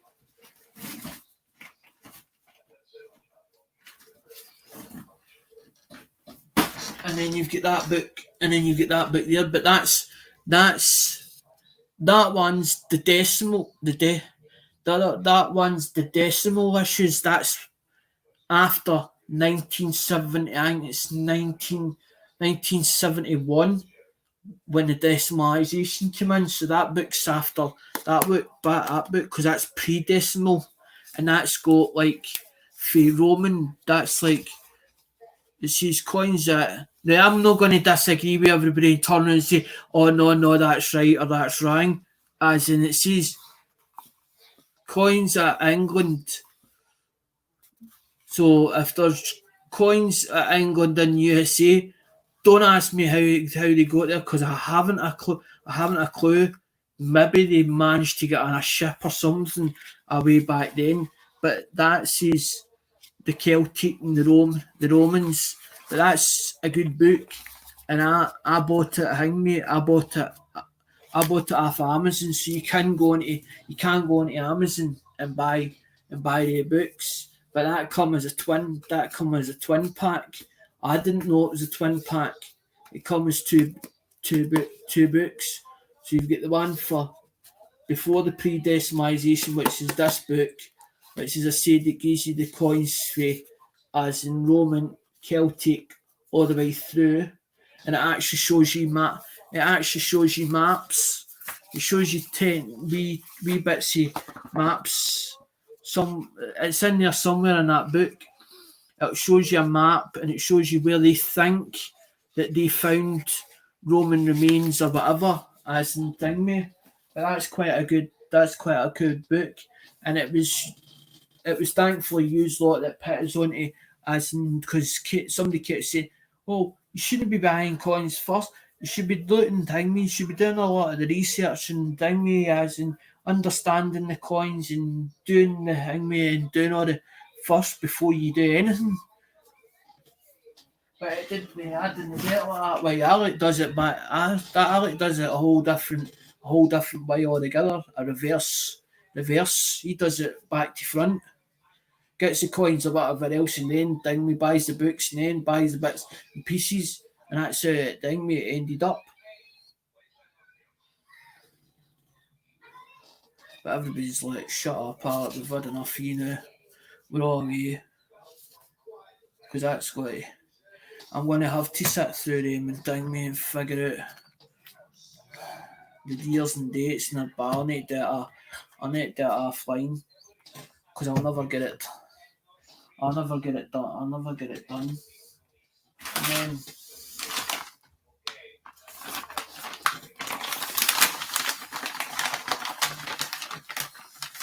now I've got myself in a great fuddle. Right, I'm sure Andrew says that that's the one he wanted, and that's the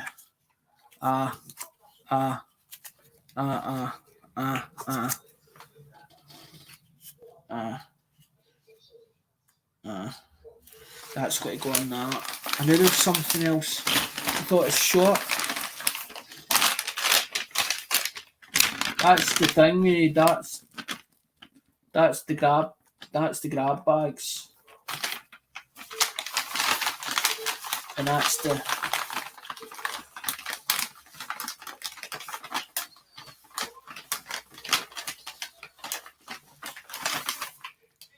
that's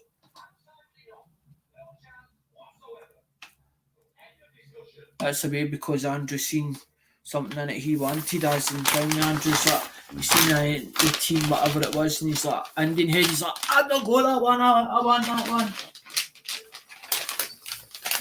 I was like, alright, if you want it, then good. That's another 50, because that's another £15. That's another £15. Everybody's like, what? I'm not don't get me wrong, I'm not sectioning anybody out that's in the USA. If you know somebody that's in the UK and you can tell them to buy it for you and then send you out, I would be glad to send it to somebody in the UK because it's more expensive for me to send it across to the USA, so I would need to put it more than the £15 it is in UK money. And that's what I'm saying, I'm not sectioning anybody out. So, because that is a mixture, I've mixed it with some USA, some foreign, and some UK, and a couple of UK.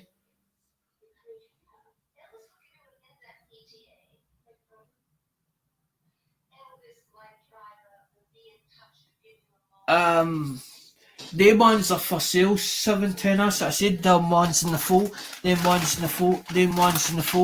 folders.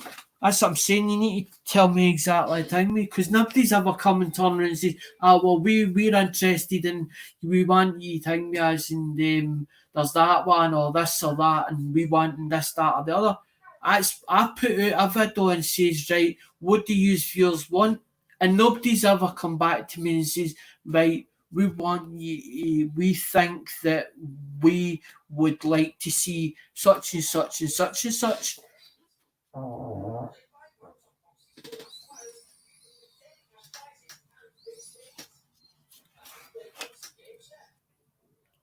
If you want them, they're for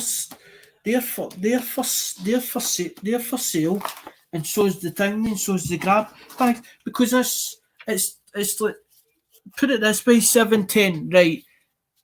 That's a 1926, right? If I buy a full roll, I'm not out to keep. I'm not out to keep the full roll. I'm out to get 1926, 1927, 1928, 1929, 1930, and all the way through.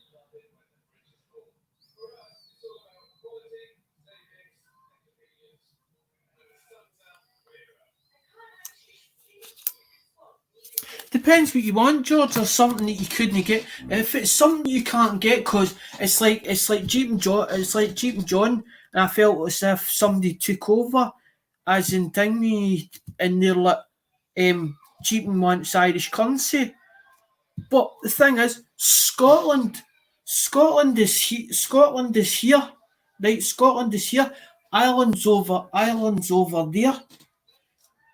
Scotland, the Irish come over.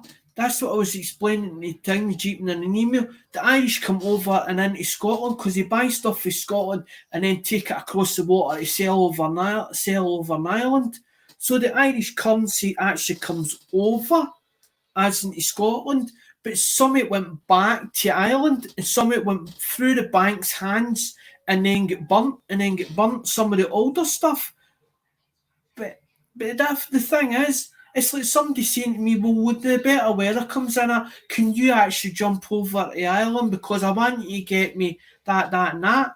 What I have to do is sing me say, well, I'll give you such and such, or ing me as in can you get it for that price, or don't spend a lot, but I want that, and that. I'm over the water turn around thing, but I don't mind getting it as gifts, but it's got to work. But it's not the money factor. It's not the money factor. I like putting it into somebody else's collection. But everybody's like the giveaways. But the thing is, when you give things away to everybody else, they're only interested in, they only come in to see you for the free giveaways. They're not actual true supporters that follow you, that actually come onto your channel on a regular basis. All they're interested in is getting the free giveaways. But where is the money? Where is the money coming from to actually buy it in the first place? Out your own pocket. And then they think it's like your mum turning around saying, "Does money grow in the trees? Do I pick it? Do I go out and if I got a tree out the back, do I go and pick?" It's the same with anybody. How can you expect them to give away something and be able to ping me to buy other coins or have other coins to actually give other people. That's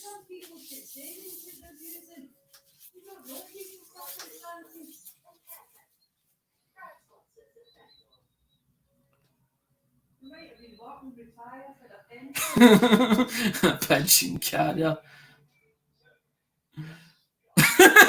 I know exactly 710. That's true. Where is it? I'll go and pick it. It's the same as you say about the leprechaun or the end of the rainbow. There's a pot of gold at there's a pot of gold at the end of the rainbow. Where is it? I'll go and get it. I'll go and get it, and then everybody else. Then I can ding me. Then I'll have enough money to go around I can go around everybody.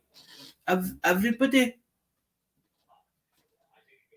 No, but people's like, you're in it to make money out of this. You're in it for to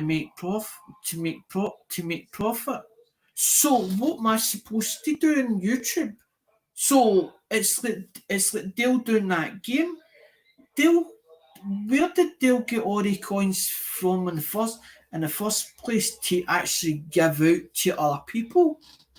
That's that's what makes me like. Do they not understand? Did they not understand that? So, but half of the coins are not out of Dale's collection. That's out of Dale when he was building his collection, the coins that he either had duplicates of or he bought a lot or a job, as in because some people they actually go on eBay and they buy a job lot, and they go through the coins religiously and go, I've got that one, I've got this one, I've got that one, I've got this one, I've got that one. So they end up dating me, and that's how they manage to give the giveaway in the first place because it's duplicates that they don't need it anymore. But because you can't promote, because they say on YouTube or whatever that in America there's gambling laws, it's like whoever's saying about somebody saying about doing bingo, it was something about bingo or something, do bingo, and somebody said, I'm sure whoever said it was Ken Peavy. Now Ken's dead, right? And I'll never say a bad word about Ken, but somebody says to him, and he was thinking about doing bingo for doing the giveaway or whatever it was, right? And they come up with this idea, bingo.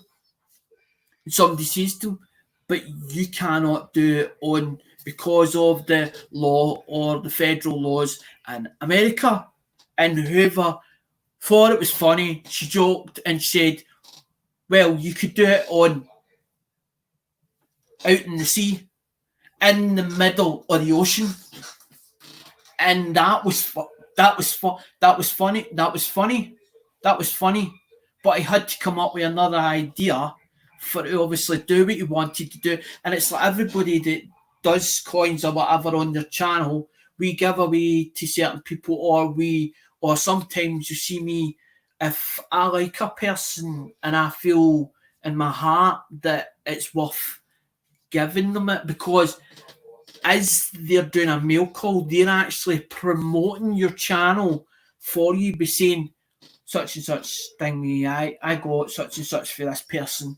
I got such and such for that person. And that's what we're all trying to do. Some people don't do, because we're not allowed to say, some people say we're not allowed to say on YouTube sub for sub, sub for sub. So some people go at that you say bus or you say a different word for support. But some of us don't do, some of us are not sub for sub channel or that kind of way a channel. So some of us do a mail call or whatever else. But that's still shouting out another channel. That's another way of getting it out there. But they have gave you that gift for nothing, and you feel it's appropriate to shout that channel out because the mail call, because you didn't expect him giving you whatever it was, that gift in the first place. But that's what I'm saying. It's like that mail call, that becomes sentimental value to me, and it will never be sold because it's sentimental value, because they gave me it out, the goodness of their heart. And that was the whole idea of me doing certain things, because I don't do stickers. So I didn't think it was, people now have now some people are selling their stickers and some people are not. Right. So I seen that somebody says, oh, for a sticker, £5 for a sticker, or a $5 for the sticker. And I was like, it's only a piece of paper. It's only done, it's got glue. It's got glue and it's an M3, or it's stuck on a laminate thing, mate. I bought all the material for doing all that. I done it for Pickerick, right? So I was like, I don't condone stickers. I don't do stickers on my chat. I don't do stickers on my channel. Doesn't mean to say that people can't give me stickers. Somebody gave me a sticker, I'll be like over the moon. I'll be like, I went in a candy store. Oh yeah, I got Georgie's sticker. Look, I got Georgie's sticker. Oh yeah, you beauty, like that. Because I've never got Georgie's sticker, or because I feel that Georgie's sticker and his logos is unique. Mine's not, because mine's came off a BlackBerry phone. The reason why the BlackBerry phone is because I was doing eBay at the time, and I've got pictures, and somebody says, why you got a BlackBerry phone in it? What is the thing about the BlackBerry phone? It's just a BlackBerry phone. It was just a logo so that I could be recognised with that logo. Because some people's got, it's George's done, found it buried and it looks good and all the rest. And somebody says, well, if you make it look good, people are going to stop. It's like where they show people. And I says to somebody, why did they put flashing lights on their vehicles or whatever else, or the rides? It's so that it attracts you in. It's the same with somebody's logo. It's to attract you into it so that you then watch their channel.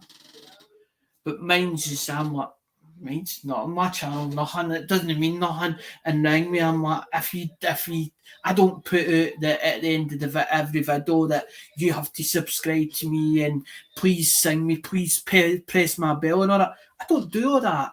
Right? So I'm like, if you want to watch my channel, go ahead, watch my channel if you like my video. Watch my videos if you like, comment, and I'll write back to you with comment. I might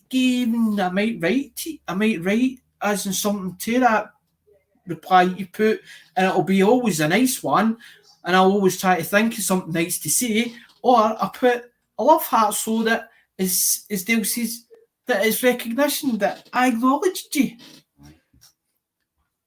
But I decided that I didn't want to do stickers. So I was like, well, what could I do that means something to somebody else that makes my channel noticed?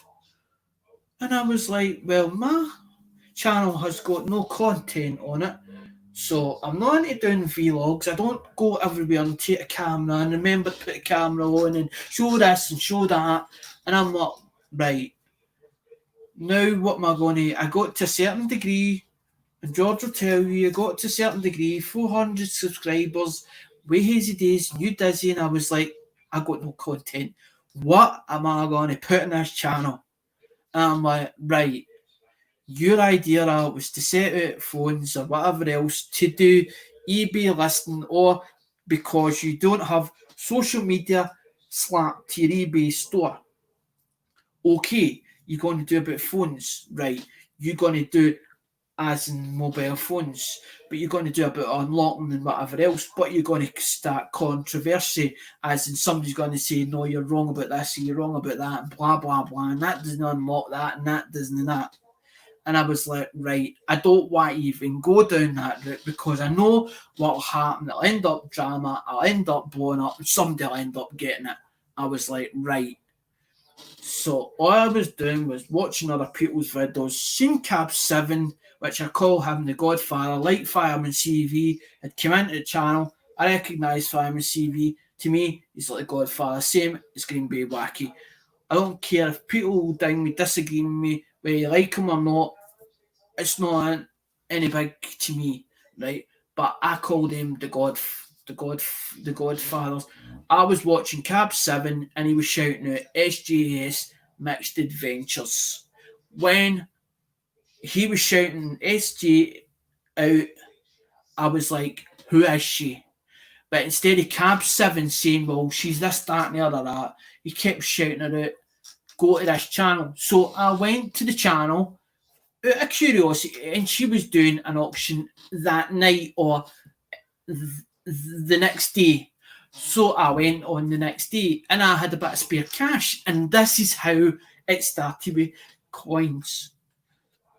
But she wasn't doing British coins.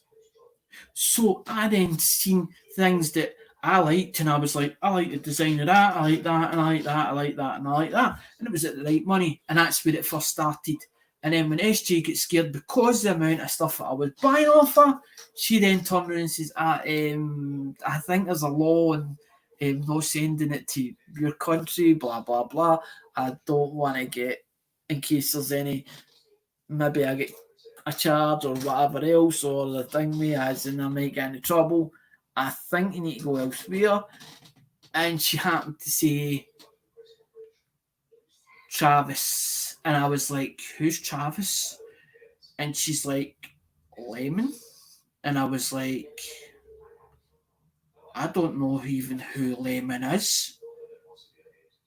And she was like, well, if you put, at the time, they were allowed to do certain things that you're not allowed to do now, like when you had the 3 wee dots and you can go to check other channels out and all the rest through YouTube.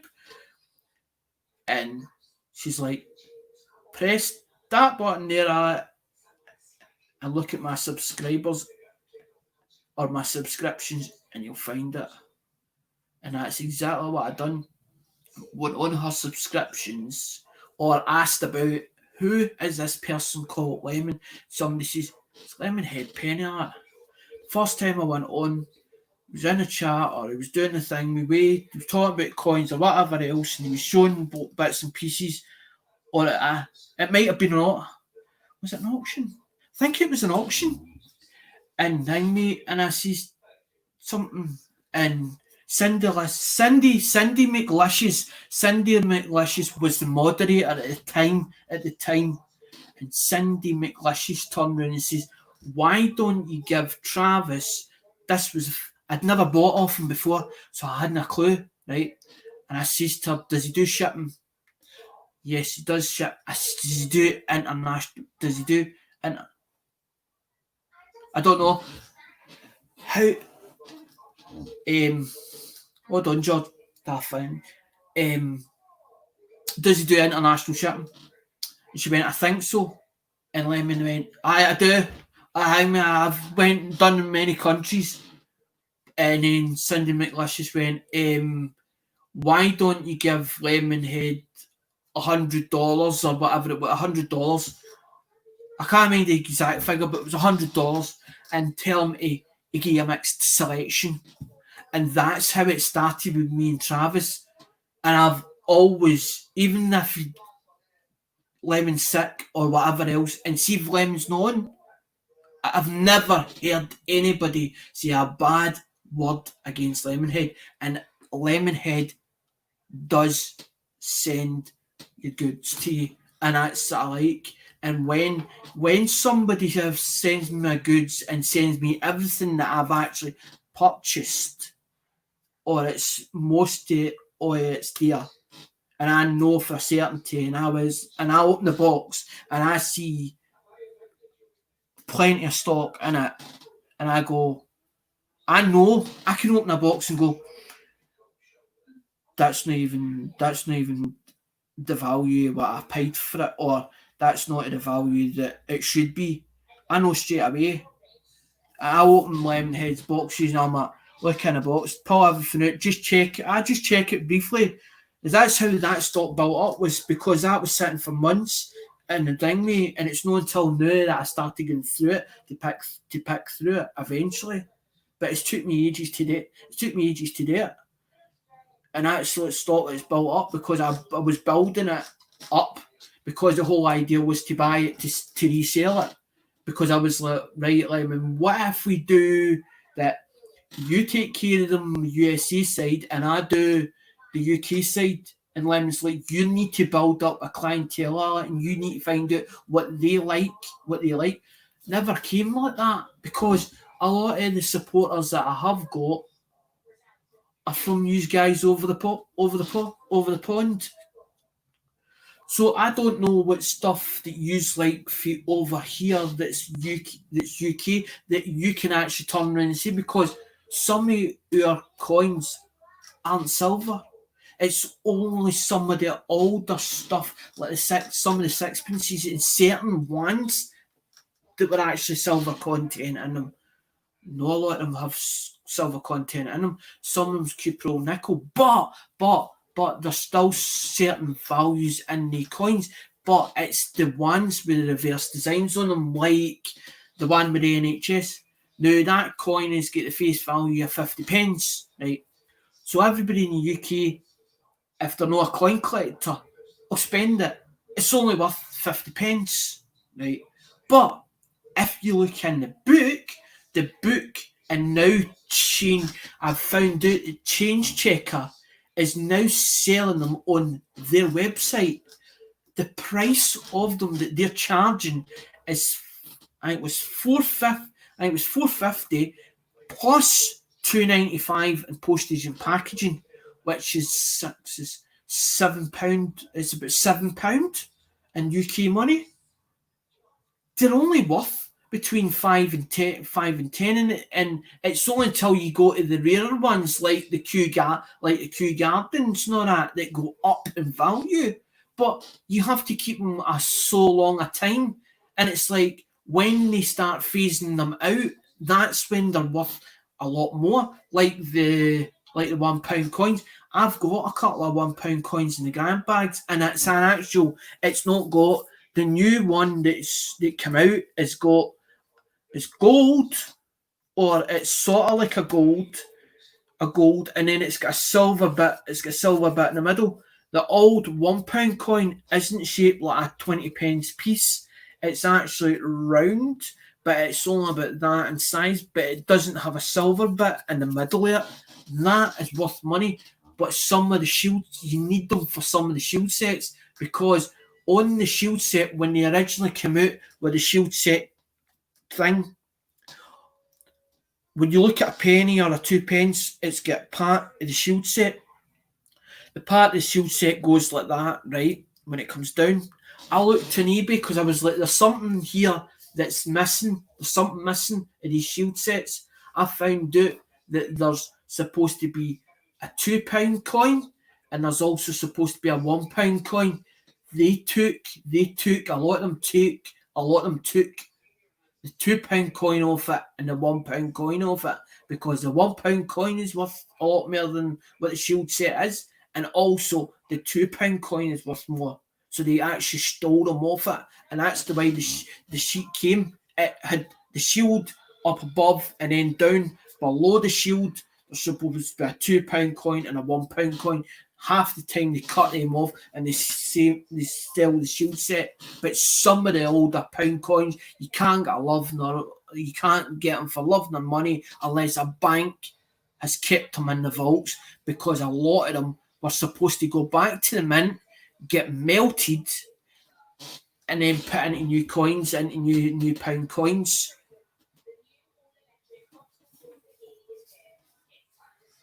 I'm done collecting zinc proof sets. They all get paid, even suits. Zinkman. Fireman CV's like a proof set. Hang me, I know Fireman CV, because it's something to do with the thing, mate. So I got a funny feeling it's something to do with the climate or something, or it's thing me. That's how a lot of the collectors take them out of sets, because they actually thing me. They've seen that happening, but a lot of people like that because it ends up it tones them. It goes rainbow. It's as if it goes rainbow and stuff. It's like a rainbow effect. The toning on it. It's like an old. It's like an old thing, mate. It's like an old brown. It's like an old, as in one sense, because of the age of that, it turns because of the metal in it. It turns it brown. But I call them a chocolate. I call them chocolate brownie, or a brownie. I call them, because it's the colour of chocolate. Because Their penny here in the UK goes like that, and the 2 pence, because it looks copper. But when it first starts out, when it first starts out,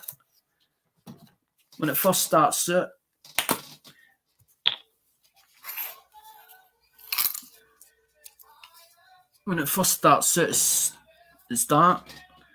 And it's like that colour when it first starts out. And then as it got older, but it actually tones. Because a lot of the Indian heads, that's what happens to them. They start toning, and people like that rainbow. Some people like that rainbow effect when it happens.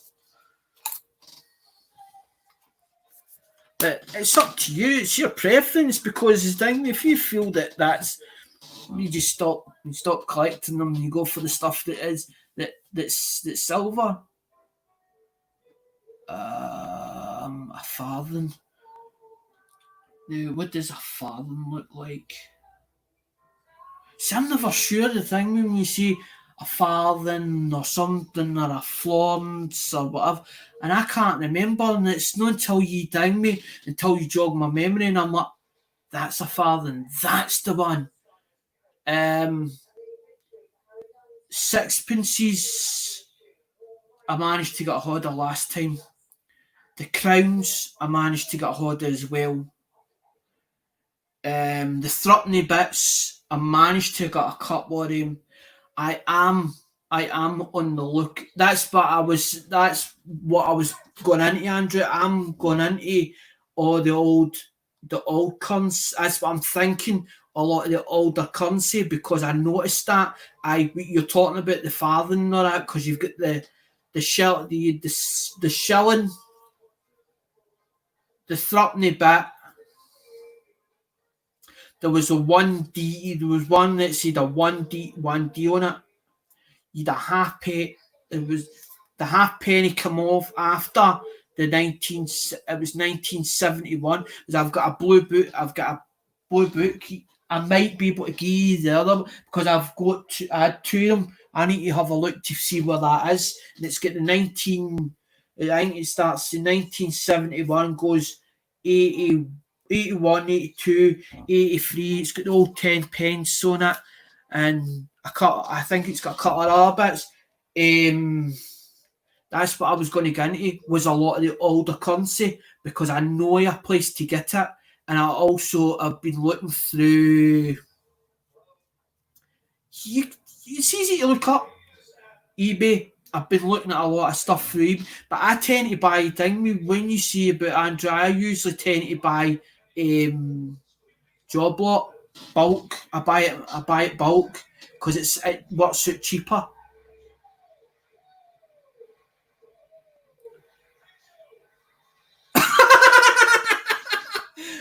No, she's got a man. I mean, that's what they were doing. They were doing me and me.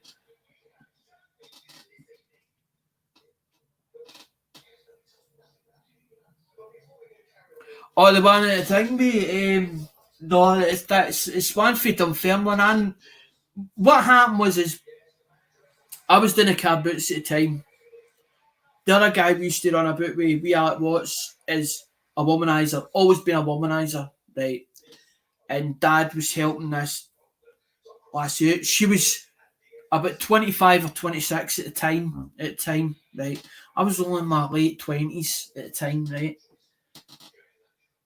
And it was my dad that knew that I would take a shine to her. And I was working on one stall, because at Blockhairn Fruit Market, it's like a big car boot sale. We call them car boot sales. You call them trunk or whatever, right, over in America, right? And she broke down or something, or a motor flat battery, and Dad went to help her. My dad would help anybody, right? But especially a woman. But he wasn't a womanizer, but he had this gift, right? That he would buy something to come out of smelling of roses, and he was a people's person, and he got on with people. But if you needed his help, he would help you, but you didn't have to ask him for it. So she'd been on one side and I was on the other side, and I was down the selling on our stall and she was down the selling, and Dad took a fancy to what she had on her stall. But then he tweeted this thing, he's like, you need to come here and see something. And he knew for that day that I would take a shine to her. I'd met her 20 years ago. And I happened to be on matchdating.com. I haven't told anybody I've been on an agency, right, with a dating agency, right. I've been on it for the last about 3 years, something like that, 2 years or whatever, right. And I've been going through match.com, right, or match dating. So I find all the scammers and all the rest and blah, blah, blah, right. And all these people that are would-be's or whatever. So I've been out with a couple, but I don't get asked out very rarely. Very rarely I get asked out, but I got a lot of views and stuff like that on match.com. But when it starts to message somebody or whatever, I don't have the charm. Like, I have the charm so far, and then I don't know what to do the next part. So I usually mess up, and I usually end up, I only wait a lassie for a bit, and then it ends up, it sort of fizzles out, right? But it's not my fault, it's the way I am. And some women are like, you're too clingy and all the rest and blah, blah, blah. So you've got to have something that there's a physical attraction. So what had happened is she took me back to somewhere when she was married, but I didn't know this at the time. She was a married woman. So she went to the car boot sale. Daddy took the motor away or whatever. She jumped in a thingy, whatever, jumped in a bus or whatever. We went. It's a long story, right? It's a long story what happened. She come down to I was doing the Brigitte or whatever, the salt market at the time, helping my father out, whatever. My dad was an alcoholic. My dad bought and sold things. We went away for a garage or whatever, for his main job, went into something different because Dad was like that. Never stick at one thing. And me and her had a thing with each other, as we could say, but when I went to kiss her, she went like that. And then she walked me for the flat, for Mark's flat, down to the bus stop. Because I says to her, I don't even know how to get to the bus stop or whatever. So she walked me to the bus stop. I went to turn around to look to see if the next bus was coming this direction. I turned that way. And when I went to look back, she disappeared. Nowhere to be seen. But at that time, we didn't have mobile phones. I didn't know she was married at the time. And funny enough, while I was still on it, when I was going to come off of the dating site, she happened to go on it. It was her two daughters that told her to go on match.com. And I was like, I know your face. And I was like looking at pictures and I'm like, so she sent me you call it a wink. So she sent me a wink. And I'm like, I know that face is somewhere, but I can't place you, right? So I replied, think nothing of it. And she replied back. So we'd end up, we got each other's numbers, exchanged numbers or whatever else, started talking on Messenger, right? Because I do Messenger on Facebook. No messages on Facebook. So I messaged her on Facebook, right? But she gave me her address and all the rest, and I've got her mobile phone number, I got her house phone number and all that, Carol, right? But it's been on and off because she's always had a thing for me since 20 years ago, right? Although that we didn't bump into each other. So we, 2 years have been married, went through different relationships and whatever else. And we're like, we want to be an item. But the thing is, she's a bit scared because of the COVID or whatever else. We want to meet at some time, but we tend to drift away from each other because we're scared because of relationships before the past stuff that's happened to us in the past. So it's like somebody saying twice bitten, twice shy, or once bitten, twice shy. So that you're sort of like that because you're scared of going into another relationship in case you get hurt again, because you start to open up to a person. It's like it's like somebody's a stranger, right? Yous are all strangers. I don't know yous feet Adam, right? Yous are all strangers to me. But for me not to be a stranger to yous lot, I need to interact with yous, and then I need to spend time with yous lot to then get to know you as a person or persons, right? But yous are all in different places of the world, right? I don't have friends. I don't go out at the weekends and whatever else because my relationship was one of the ones where it clicked with my ex-partner, right? I've got, I have 4 girls, right? But I don't get to see them. I have what they call open letterbox contact because he thinks that she made out that I was this and all the rest and blah blah blah, made me out a bad person and all the rest. Then she then got him taken off her and they ended up in what they call temporary foster care. Now I've been fighting for the last 5 years for contact for my kids, right? Because my girls are beautiful girls. I'm talking beautiful girls, right? They're like dirty blonde, but they're like more brown than what they are blonde, right? But they're beautiful. They say that ugly bastards make the beautifulest babies, and it's true, right? Because I don't see myself as an attractive guy. I'm the one that's standing in the mirror and dinging my eyes and brushing my hair and all that kind of, look how gorgeous I am, do you know what I mean? I'm like if you guys start giving me praise, I'm like, why are you giving me praise? I don't know how to accept that because I was never given that by my own father. I was always getting, you're stupid, you're thick, you're this, you're that, and constantly nicked it all the time. So I don't know how to accept praises or whatever else. So when a woman comes along, turns around and says, you're handsome, and then starts, you're sexy, or I like that beard and all the rest, I'm like, are you just kidding me on? Are you being serious? Are you being serious? And then I'm like, have you got the first thing that jumps into my head, if you got an ulterior motive, because I'm thinking you want me for a reason. You want me for a reason. Because a relationship sometimes, when you've been in a relationship for so long, it becomes convenience. You end up take each other. It's true. You take each other for granted. It's not until you come out of a relationship and you end up being single. And when I become single again, I hadn't a clue how to do single life. Because I'd done 14 years of being a father. I had like one main and then end up a year later I had another one, and then 4 or 5 years later I had another one. So I was bringing up babies. So I was then shitting nappies and all the rest. So I didn't get time out at all. I didn't even have time out. I would go to the shops or whatever else, and that's the only time I'd be allowed out. Was only certain things because I didn't want the relationship to fall to pieces because I was more frightened that if I'd done something, she might accuse me of something. It's like the time where I got accused of this woman, she was a bit drunk. We were trying to help her out in the train.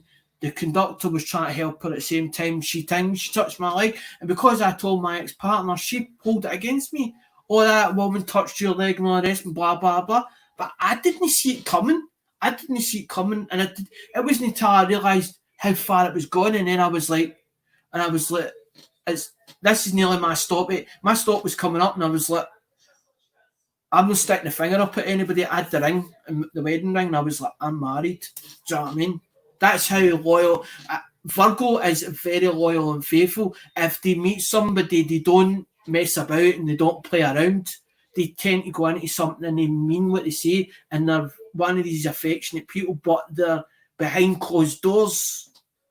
They're very flirtatious. So if you give somebody that the flirting thing, when we're flirting, we're taking it so far, and then we're like, whoa, enough's enough. But she's the exact same star sign as me, so us trying to get the balance of understanding each other is very hard, but we understand each other because we're the same star sign. Although that she's female and I'm male, it makes no difference. We understand each other to a certain degree because we're the same star sign. We know what we know what we went through in the past, and we know exactly how we see it in our own head. We see it in our own head, and we can explain it to each other.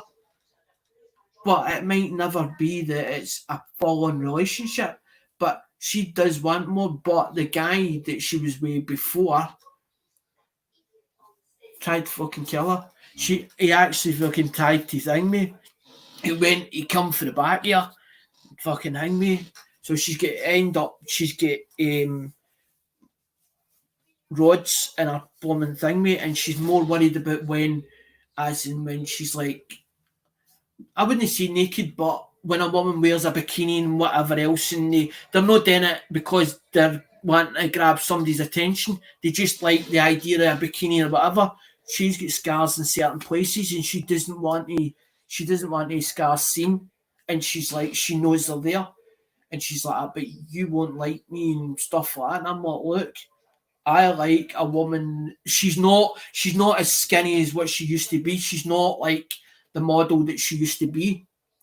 And at that time, she was unwell, and I didn't know this. But it was as if I sensed something that wasn't right. She was unhappy in her marriage, and she just wanted somebody to talk to. But it become more than that. She had the feelings was there for me, but I didn't know this until it wasn't until we actually started thinking. She's like, do you not remember the one that got away? And I was like, oh my God. I was like, it can't be. And she's like, so she went and got old pictures, because she'd old pictures, old photographs. And when she put the old photographs, I was like, fucking is. I'm like, you sure somebody's not told you this story? And I'm like, have I told? And they start to think, have I told this story before? Have I said something somewhere before and somebody's got hold of that and trying to pull my leg? And she's like, no, don't you remember the time the one that got away and where we went? And she could remember every part of it. And I'm like, maybe it is. Maybe it is the one. Maybe it is the... And she's like, I'm telling you, it's me. And I'm like, and then she's like to me, but you not like me because I'm changed, that I'm not at the size I used to be and all that. But I've got a thing about cuddly women. I like ones with quite big knockers on them and the curves to go with it. That's what I like. I'm one of these people that I look at some from behind and I'm like, and you see the wiggle and the strutting and all that car, and you go, fucking hell, and you go, does that get any pants? Does that get any knickers on or not? And you're sort of thinking naughty thoughts in your own head, but you don't want to see it. Or you think when you look, but you're thinking, are they seeing me? Did they see me? Or did they look back and did that one? So me, but this has been going on for months. I'm not said to anybody because I didn't want it out there, because she actually writes erotic stories. It's like fantasy erotic stories. But she says that there's guys out there that are they hunt these people out to bed them. To bed the novelist, and they actually brag about it. They actually brag and boast about it, as in the bedding these novelists. It's actually the erotic stories actually are set in America. She's actually UK. She's actually UK from the UK. She's actually from the UK, and she actually lives in the UK. But a lot of her stories, the Americans tend to like the stories, and a lot of the stories are set. But she was telling me the one that's getting wrote now, I've actually read the manuscript for it, and it's a character called Tiger, and they actually changed the character slightly, and they've actually based it in Canada. They've actually changed the place that it was, the location that she's wrote it for, and she said that they've set it in Canada, and we were trying to figure out why they'd set it in Canada or why they changed it. Hi, Hayden. I've never actually seen the thing. We says that As and whoever says that you were at the Cincinnati and all that, and they've met you and all that, Caron. I've never actually met him. I've never actually met Hidden face to face or even on thing me. Hidden's like that. He's getting it. He's getting it.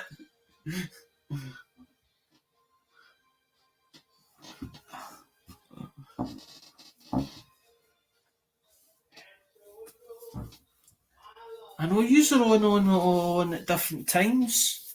It's trying to get the times. See in the UK, it's trying to get the times right, and then it's like you lot are going to bed when we're just waking up. So we've got to wait until the after. We've got to wait till the afternoon till you all come on. Till you all come on, hoping that we all get that we all get together in one place at one time. But because everybody's doing live streams, because there's no time slots, I think that's what some people are trying to get to, as in a time slot, and then get like some, say for instance, Hidden doing a Tuesday or whatever, and then, do you know what I mean? And a slot so everybody fit.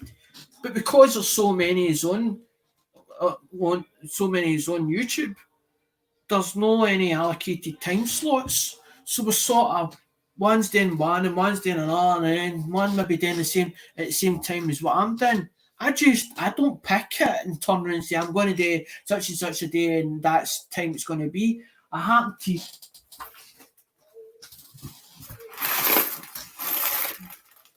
hidden.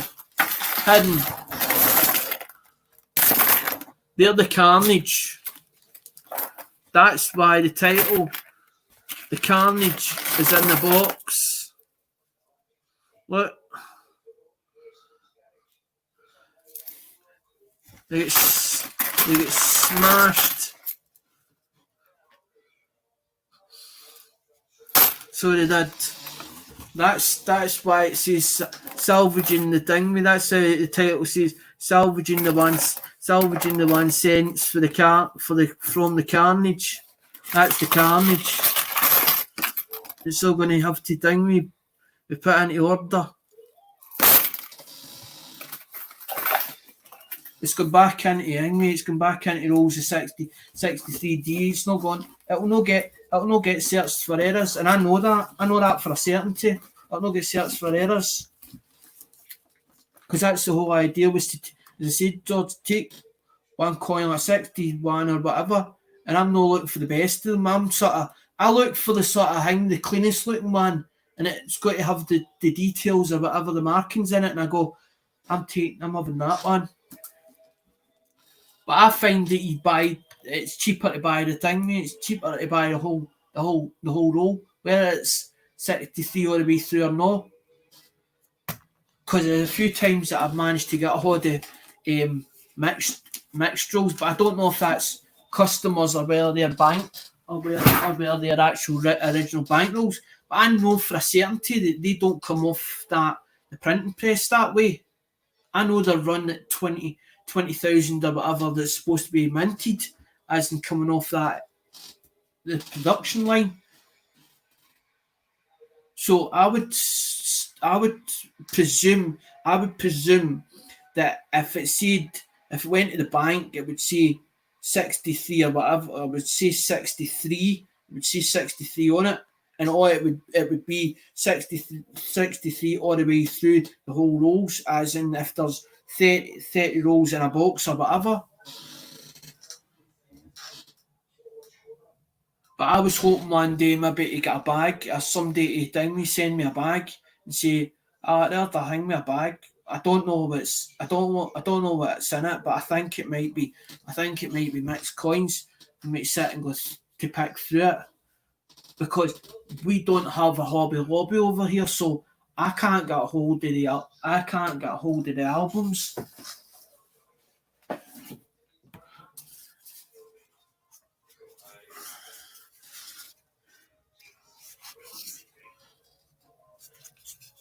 The darker ones is because they're steelies. That's what I'm saying. Like, there's a couple of them missing, so I want to hang me as and finish that book. But that'll not get sold. That'll not get sold. That's what I'm saying. Some of the auctions when I get in it, I'm hoping that maybe hang me somebody will turn around and say, well, stay out that Alex going